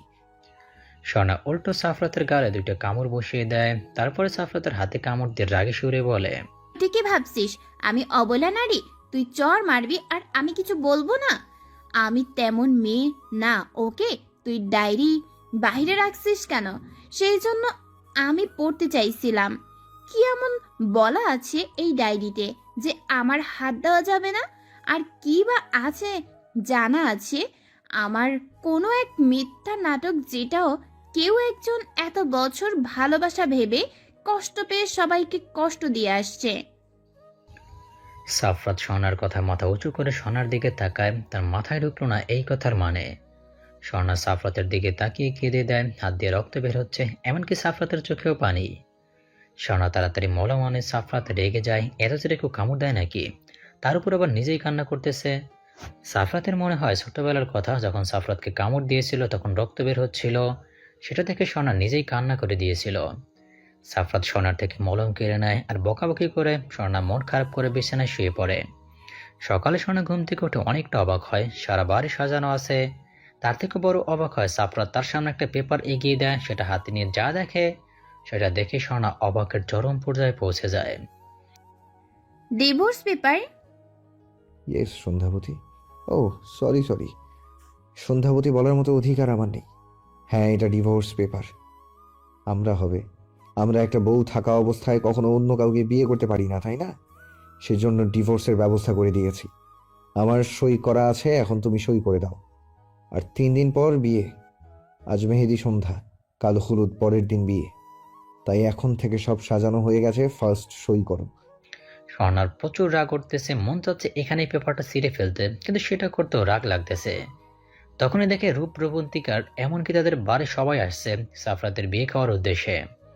স্বর্ণা এখনো কারোর সাথে কথা বলেনি, সাফরাত তাড়া দিচ্ছে বারবার সই করার জন্য। স্বর্ণা একবার চোখ বন্ধ করে জোরে নিঃশ্বাস নিয়ে সই করে দেয়, সাথে সাথে সাফরাত পেপারটা কেড়ে নেয়। ওরও রাগ উঠতেছে, কিন্তু কিছু করার নেই। পেছন থেকে রূপ ডেকে ওঠে। স্বর্ণা, তুই মনে রাখিস, কত বড় ভুল করলে এর মাসুল তোকে দিতে হবে। মানুষ চিনতে ভুল করলে তুই পারতি নিজেকে সাফরাতের সাথে মেনে নিয়ে চলতে, কিন্তু সেটা না করে বিচ্ছেদ করলি। বিচ্ছেদ কিন্তু সুখের না। জীবনের সিদ্ধান্ত নিতে গিয়ে তুই ভুলটাই নিলি। স্বর্ণা কথাগুলো শুনে মুচকে এসে রুমে গিয়ে তার ড্রেস চেঞ্জ করে রুম থেকে বের হয়। এখানে তার নিজস্ব কোনো কাপড় নেই, সব সাফরাতের দেওয়া, তাই সে কোনো জামাই নেয় না। শুধু পরে থাকা 3 পিসের নিজের ফোনটা হাতে নিয়ে বের হয়। সবাই তাকায়, বুঝতে পারে স্বর্ণা বাড়ি ছেড়ে যাচ্ছে, তবে কেউ বাধা দেয় না। মিতু দৌড়ে স্বর্ণার সামনে এসে দাঁড়ায়, কিছু বলতে গেলে সাফরাত বাধা দেয়। স্বর্ণা মিতুর গালে হাত দিয়ে বলে, মিতু সুখে থেকো, আর আমার রাত সরি তোমার সাফরাতকে সুখে রেখো। আমি কি বলেছিলাম তোমাকে যে আমি কথা দিলে কথা রাখি, আমি অন্য কারো মতো না। কিন্তু দেখো, তোমার প্রিয় জিনিসটা তোমাকে উপহার দিলাম। দুজনেই ভালো থেকো, আমি আসি। সাফরাত স্বর্ণার কথায় কিছুটা অবাক হয়, কিন্তু কিছু বলতে চেয়েও পারে না। এখন তার নিজেকে বিরক্ত লাগতেছে। স্বর্ণা যখন বাড়ি থেকে বের হয়ে যায়, তখন পেছন থেকে তার মা বলে ওঠে, বাড়িতে তালা দেওয়া আছে, কই যাবি? চাবি দিতে পারবো না তোকে, বাসায় কেউ নাই। তাই এখানেই থাক, একসাথে বিয়ে খেয়ে যাবো আমরা। স্বর্ণা পেছন ফিরে তাকায়, চলে যেতে লাগে, তখন কি মনে করে আবার পেছনে আসে আর বলে, মনে রাখবেন, আপনাদের সাথে আমার সম্পর্ক সেই দিন শেষ করছি যেদিন আমার বিরুদ্ধে আমাকে বিয়ে দিয়েছেন। তাই এই সম্পর্ক কখনো ঠিক করব না আমি। আমাকে ঠিক করে বোঝালে আমি ঠিকই বুঝতাম, কিন্তু না, আপনারা সব জেনে বুঝে আমার সাথে বেইমানি করছেন, এমনকি সাফরাতের বিষয়ে জানার পরও। তাই আমি আপনাদের বাসায় যাচ্ছি না, আমি নিজের ঠিকানা খুঁজে নিতে জানি। ভালো থাকবেন, আর কখনো দেখা হবে না আপনাদের সাথে। স্বর্ণা চলে যাওয়া মাত্রই সাফরাত রেগে পেপার ছিঁড়ে ফেলে আর চিল্লিয়ে বলে, এক রূপ, তোর বোনের অ্যাটিটিউড দেখ। খুব ভাবনা তোর বোনের, শেষ প্ল্যানটাও কাজ করলো না। তোর বোন তো এই বাড়ি ছেড়ে চলে গেল, এখন কি হবে? আমার মাথা কাজ করা বন্ধ করে দিয়েছে। এসব আর ভালো লাগছে না। আমার ভাবতেও অবাক লাগছে যে এই মেয়ের সাথে আমি ছোটবেলায় 1.5 বছর সময় কাটিয়েছি। এটা কি সেই মেয়ে? এমন জেদি ছিল না কখনো। মন চাচ্ছে এখনই ওরে গলা টিপে মারি, শয়তান মেয়ে একটা। কুল বেবি কুল, সব ঠিক হবে, চিন্তা করিস না। আর দোষ তোকে বারবার বলেছিলাম যে স্বর্ণা এক কথার মানুষও রাত ছাড়া কিছু বোঝে না। আর তুই কিনা, তোরও অ্যাটিটিউড কম না। তুই বলতে পারতিস যে তুই রাত তা না করে কি করলি যে তোকে যেন নিজে চিনে নেয়। এখন আমি বলি দোষ তোর, কারণ তুই তো ছোটবেলার কথাই ভুলে গেছিলিস। আর সেই তুই কিনা এখন অন্যরকম জেদ খাটাচ্ছিস। আমার কি মনে হয় জানিস, স্বর্ণা সত্যিটা জানার পর কখনো তোকে মানবে না। এই কোন সত্যি? হ্যাঁ, মানলাম আমি মনে রাখিনি ছোটবেলার কথা, ছোটবেলার প্রতিশ্রুতি, কিন্তু সেজন্য কি আমার দোষ নাকি? আমি শহরে আসার পর সব ভুলে গেছিলাম। সেদিন আমার ছবিটা দেখে আমার সব মনে পড়ে। কই, তোর বোনেরও তো দোষ আছে। সে নাকি রাতকে ভালোবাসে, তো চিনতে পারলো না কেন আমাকে বল? আর ও কখনো জানবেই না যে আমি সব ভুলে গেছিলাম। কখনো বলবো না। ওরে বলবো আমি দেখতে চাচ্ছিলাম যে ও রাতকে কতটা ভালোবাসে। যা সর, নেক্সট প্ল্যান কর, নয়তো লাচ্ছি খাবি সবাই। কারণ আমার সন্ধ্যাবতীকে ডিভোর্স দিয়ে দিলাম তোদের প্ল্যান মতো। তোর কপাল খারাপ হতে পারে, সন্দেহ নাই। ও জানলে কখনো তোকে বিয়ে করবে না, কারণ ও যাকে সে ছোটবেলা থেকে ভালোবাসে সেই তাকে ভুলে গেছে। এটা জানলে ওর কতটা খারাপ লাগবে তুই জানিস? যদি হতো তুই বিয়ের সময় ওরে পরিচয় দিয়ে বিয়ে করছিস, তুই হয়তো মেনে নিত, কিন্তু তুই সেটাও করিস নাই। তবে যাই হোক, কি আর করার, বিয়ে আবার দিব, চিন্তা করিস না। নেক্সট প্ল্যান এটা। ওকে। সবাই ওকে বলে হেসে ওঠে। মিতু মন খারাপ করে বসে থাকে। সাফরাতকে হালকাভাবে মিতুকে জড়ায় নিয়ে বলে, ব্যাপার কি? আমার ছোট বউ দেখি রাগ করে আছে। আমার ছোট বউ দেখি অনেক বড় হয়েছে, বুঝতে শিখেছে। বউ, মন খারাপ করে থেকো না কেমন। তোমার জন্য রুমে অনেক চকোলেট আছে, যাও খেয়ে নাও। ও না, সকালে তো কেউ খাওনি, আগে খাও খাও।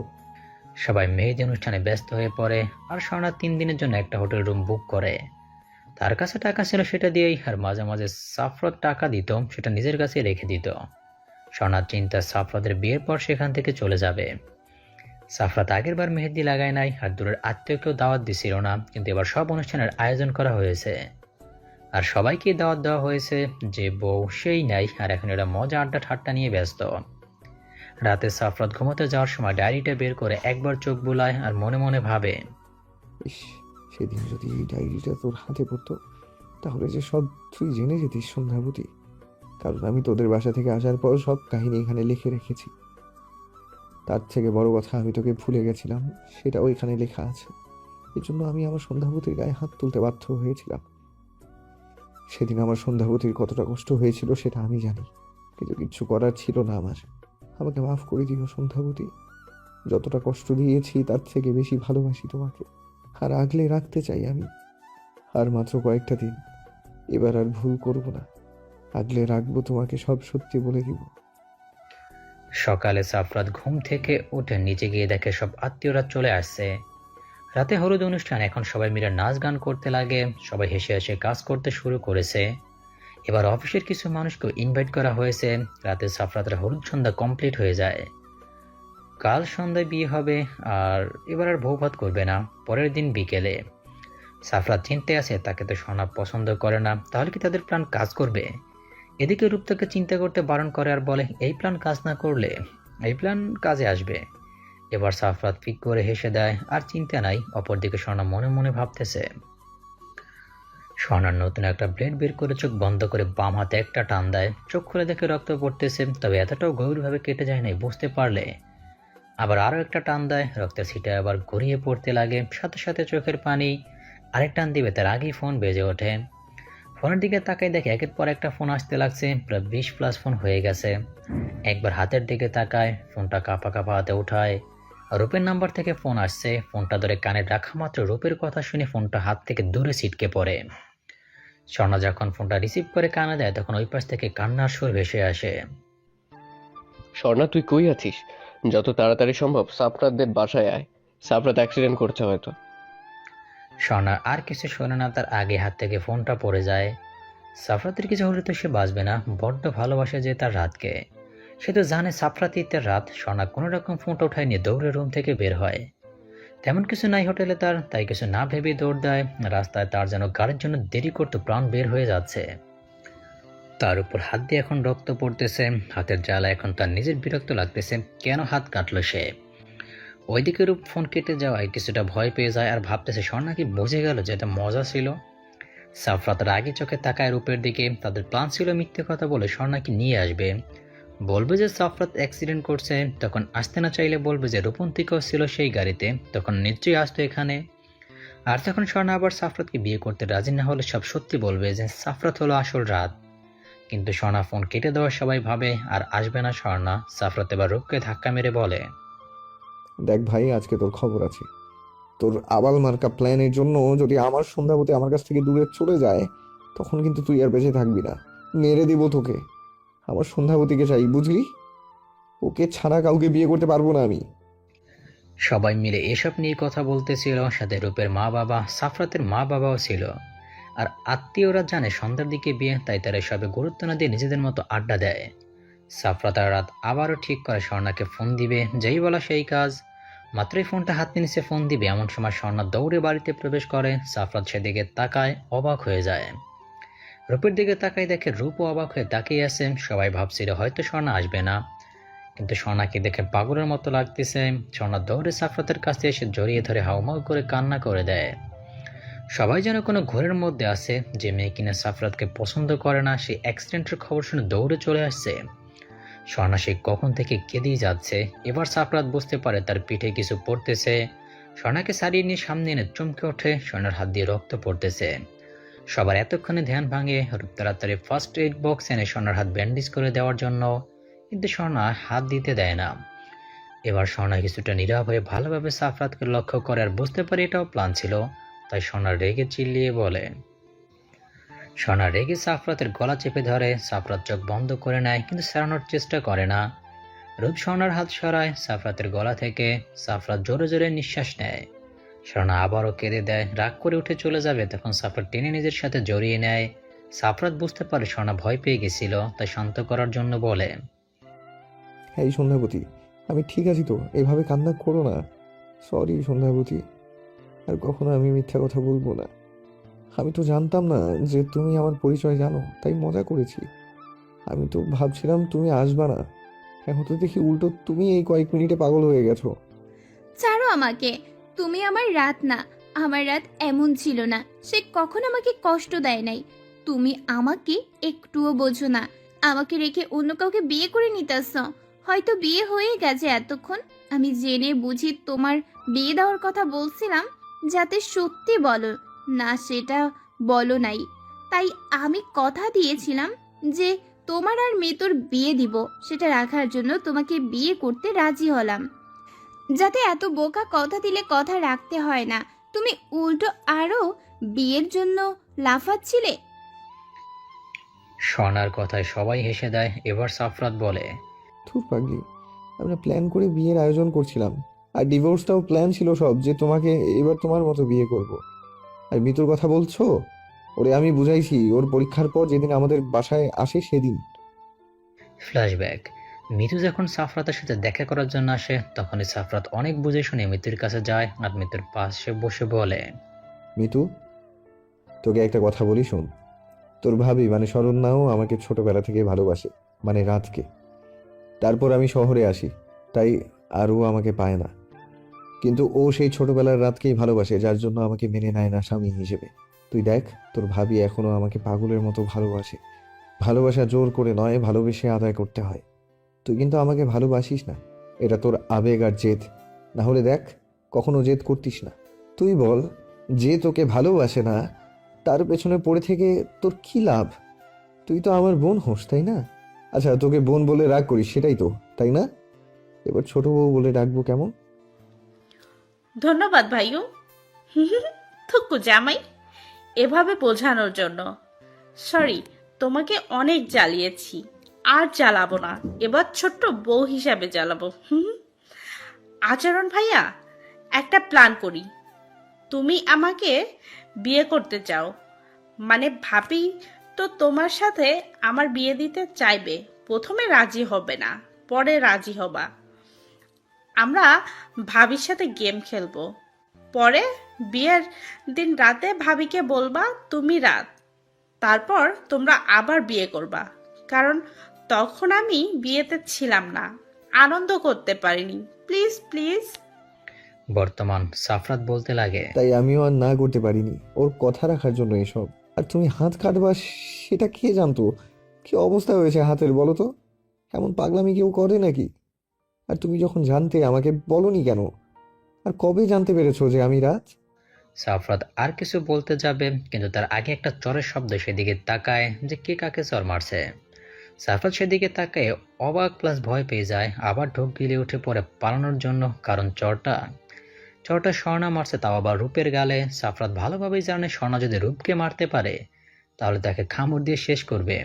এই ভেবে সাফরাত উঠে দৌড় দেয় নিজের রুমে।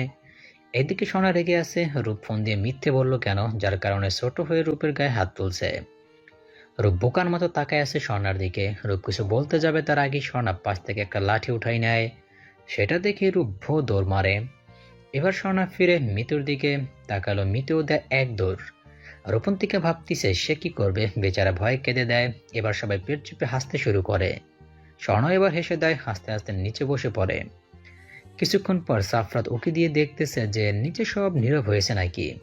দেখে সবাই বসে গল্প করতেছে। তখন সাফরাত নিচে আসতে যাবে, সেই সময় রূপও নিচে আসতেছিল। দুজনই ধাক্কা লাগে, ধরম করে নিচে পড়ে। সবার মাঝে আরেক দফা হাসির রোল পড়ে যায়। সাফরাত আর রূপ দুজনকে বকাবকি করে নিচে এসে সবার সাথে বসে। ওই কাজী সাহেব আসলে চল আগে তোদের বিয়েটা দেওয়া হোক। বাহ, কি ভাগ্য! 2বার তোরা বিয়ে করছিস। হ্যাঁ, আমি যদি পারতাম। আচ্ছা সব পরে। আর স্বর্ণা এখন বেঁকে না বসে, যা সেজে গুজে আয়। পার্লারের লোক আসছে, তাড়াতাড়ি কর। সাফরাত তুইও যা, রেডি হয়ে আয়। আর কেউ বাদরামি করবি না। স্বর্ণার সাফরাত লক্ষ্মী সেলিমের মতো উঠে চলে যায়, তারপর রেডি হয়ে বিয়ের জায়গায় আসে। আবারও নতুন করে বিয়ে উঠানো হয়। এবার অনেকটাই ফটোশ্যুট করা হয়। আত্মীয়রা সবাই রাতেই বাসায় চলে গেছে। সবাই ড্রয়িং রুমে বসে আছে, সবাই আজকে অনেক হ্যাপি। সেখানে সাফরাত আর স্বর্ণাও আছে। তখন স্বর্ণাকে রূপন্তিকা বলে, স্বর্ণা, এটা বল যে তুই কিভাবে জানতে পারলি যে সাফরাত ভাইয়া তোর রাত? কারণ আমি নিজেও জানতাম না এটা। ভাইয়ার মেহেদি অনুষ্ঠানের দিন জানতে পারছি। সবাই জানতো, যেন জেনে তোর সাথে বিয়ে দিচ্ছিল। জানিস না, আমাকে বলে নাই কারোর সাথে কথা বলবো না রে আমরা, কেমন? সেটা বিয়ের একদিন পরের কাহিনী, যেদিন রূপরা সাফরাতের বাসায় আসে। কিন্তু স্বর্ণা রুমে গিয়ে দরজা লাগিয়ে দেয়। তখন তার সামনে সাফরাতের ডায়েরিটা খুলে পড়ে বুঝতে পারে এটা রাত। তার থেকে বড় কথা, সাফরাতের কিছু মনে ছিল না বলতে, তার কোনো গুরুত্ব ছিল না, ভুলে বসেছিল। তো আমাকে এমন ইগনোর করতে কেন? কি একটা ব্যবহার করতে আমার সাথে? তাহলে জেনে বুঝে এত কিছু? আমি ভাবছিলাম যে তুমি নিজে আমাকে চিনো। আমি ভাবছিলাম যে তুমি নিজে আমাকে চিনে নাও। তুমি তুমি নাকি ভালোবাসো আমাকে, সেজন্য। এদিকে আমি অন্য কথা ভেবে বসেছিলাম যে তুমি চিনবা, আর একদিকে তুমি ভাবতে যে আমি নিজে স্বীকার করি। হায় রে! আরে এই গ্রাম থেকে আসার পর প্রায় 6 মাস পর এই দাগটা নজরে আসে। কেমন যেন ভালো লাগতো, তাই নিজে কামড় দিতাম। এক সময় দাগটা একেবারে গভীর হয়, আর মিশে নাই, এই আর কি। তারপর সবাই আড্ডা দিয়ে নিজেদের রুমে যায়। সাফরাত আর স্বর্ণা রুমে এসে দেখে আবারও রুমটা সাজানো হয়েছে। স্বর্ণা সাফরাতের দিকে তাকিয়ে মুখ ভেঙসি দিয়ে ওয়াশরুমে গিয়ে ফ্রেশ হয়ে আসে। স্বর্ণা বের হওয়ার পর সাফরাত ফ্রেশ হয়ে এসে দেখে স্বর্ণা নাই। পরে ফোনে একটা মেসেজের শব্দে ফোন হাতে নিয়ে দেখে স্বর্ণা মেসেজ করছে ছাদে যাওয়ার জন্য। সাফরাত ছাদে গিয়ে দেখে স্বর্ণা চাঁদের দিকে তাকিয়ে আছে। ভালোভাবে স্বর্ণাকে লক্ষ্য করে দেখে আজকে সাদা শাড়ি পরা। সাফরাত মুচকি আসে, সাদা শাড়ি পরা মেয়েটার প্রেমেইতে পড়েছিল সে। সাফরাত স্বর্ণার দিকে কিছুক্ষণ তাকিয়ে থেকে স্বর্ণার কয়েকটা ছবি উঠায়, তারপর স্বর্ণার পাশে গিয়ে দাঁড়ায়। পাশে কারো উপস্থিত টের পেয়ে স্বর্ণা চোখ খুলে সাফরাতকে দেখে পরে আবারও আকাশের দিকে তাকিয়ে বলে। স্বর্ণা কথা বলতে বলতে কেঁদে দেয়। সাফরাত স্বর্ণাকে এবার পেছন থেকে জড়িয়ে নেয় নিজের সাথে, আঁকড়ে ধরে ভালোভাবে। পরে স্বর্ণার হাত ধরে দোলনাতে বসিয়ে নিজের কোলে স্বর্ণার মাথা রাখে। স্বর্ণাও চোখ বন্ধ করে নেয়। এভাবে কিছুক্ষণ থাকার পর হুট করে সাফরাত স্বর্ণাকে কোলে উঠিয়ে নেয়। স্বর্ণা ভয় পেয়ে খামচে ধরে সাফরাতকে। সাফরাত স্বর্ণার কানে কানে বলে, দুইবার বিয়ে করলাম, একবারও না, মানে বাসর হয়নি। এবার মিস করলে সবাই আমাকে গিয়ে ভাববে। এই চলো হয়ে যাক তোমার কামড়াকামড়ির যুদ্ধ। স্বর্ণা সাফরাতের কথা শুনে সাফরাতের বুকে কিল ঘুষি মারতে থাকে। সাফরাত রুমে এসে স্বর্ণাকে বিছানায় শুয়ে দিয়ে দরজা লাগিয়ে এসে দেখে স্বর্ণা কোলবালিশ জড়িয়ে শুয়ে আছে। সাফরাত ফিক করে হেসে দেয় আর স্বর্ণা রাগী চোখে তাকায়। সাফরাত কোলবালিশ টান দিয়ে স্বর্ণার পাশে শুয়ে টেনে নিজের সাথে মিশিয়ে নেয়। বাকিটা আমি জানি না। সকালে সাফরাত চোখ মেলে তাকিয়ে দেখে স্বর্ণা আয়নার সামনে বসে চুল মুছতেছে। সাফরাত উঠে জামা নিয়ে ওয়াশরুমে যায়। বের হয় স্বর্ণা পেছন থেকে জড়িয়ে ধরে বলে, এই বাসর তুমি আমার সাথে করছো নাকি আমি? তোমার সেই ছোটবেলার অভ্যাস এখনো যায়নি? সারা রাত কামড়ে আমার শরীরে কি অবস্থা করেছো দেখো তো। পানি পড়লেই জ্বলছে সারা শরীর। এরপর বুঝাবো কামড় কাকে বলে, দেখে দিও। সাফরাতের কথা স্বর্ণা বাচ্চাদের মতো মুখটা করে, সেটা দেখে স্বর্ণাকে তার দিকে তাক করায়। এবার স্বর্ণা ধোয়াতে সাফরাতের গলা জড়িয়ে বলে। সাফরাত স্বর্ণার কপালে চুমু দিয়ে বলে, আমার দেখা সেই সন্ধ্যা রাতে সন্ধ্যাবতী সাদা শাড়িতে তোমাকে যেন এক কল্পনার রাজ্যের পরীর মতো লাগছিল। এই ছোট্টবেলায় এই আমার সন্ধ্যাবতীর প্রেমে পড়েছিলাম। বাচ্চাদের মতো তোমার কাছে আবদার করেছিলাম আমার বউ হবে, আর তোমাকে সন্ধ্যা রাতে দেখার জন্য নামটা দিয়েছিলাম সন্ধ্যাবতী, আমার সন্ধ্যাবতী। ভালোবাসি, তোমার বাচ্চার বাবা হওয়ার জন্য হলেও সারা জীবন তোমাকে পাশে চাই। দুজনেই হেসে ওঠে সুখের হাসি। ভালোবাসা ভালোবাসে তার সন্ধ্যাবতী, তাহার ভালোবাসা।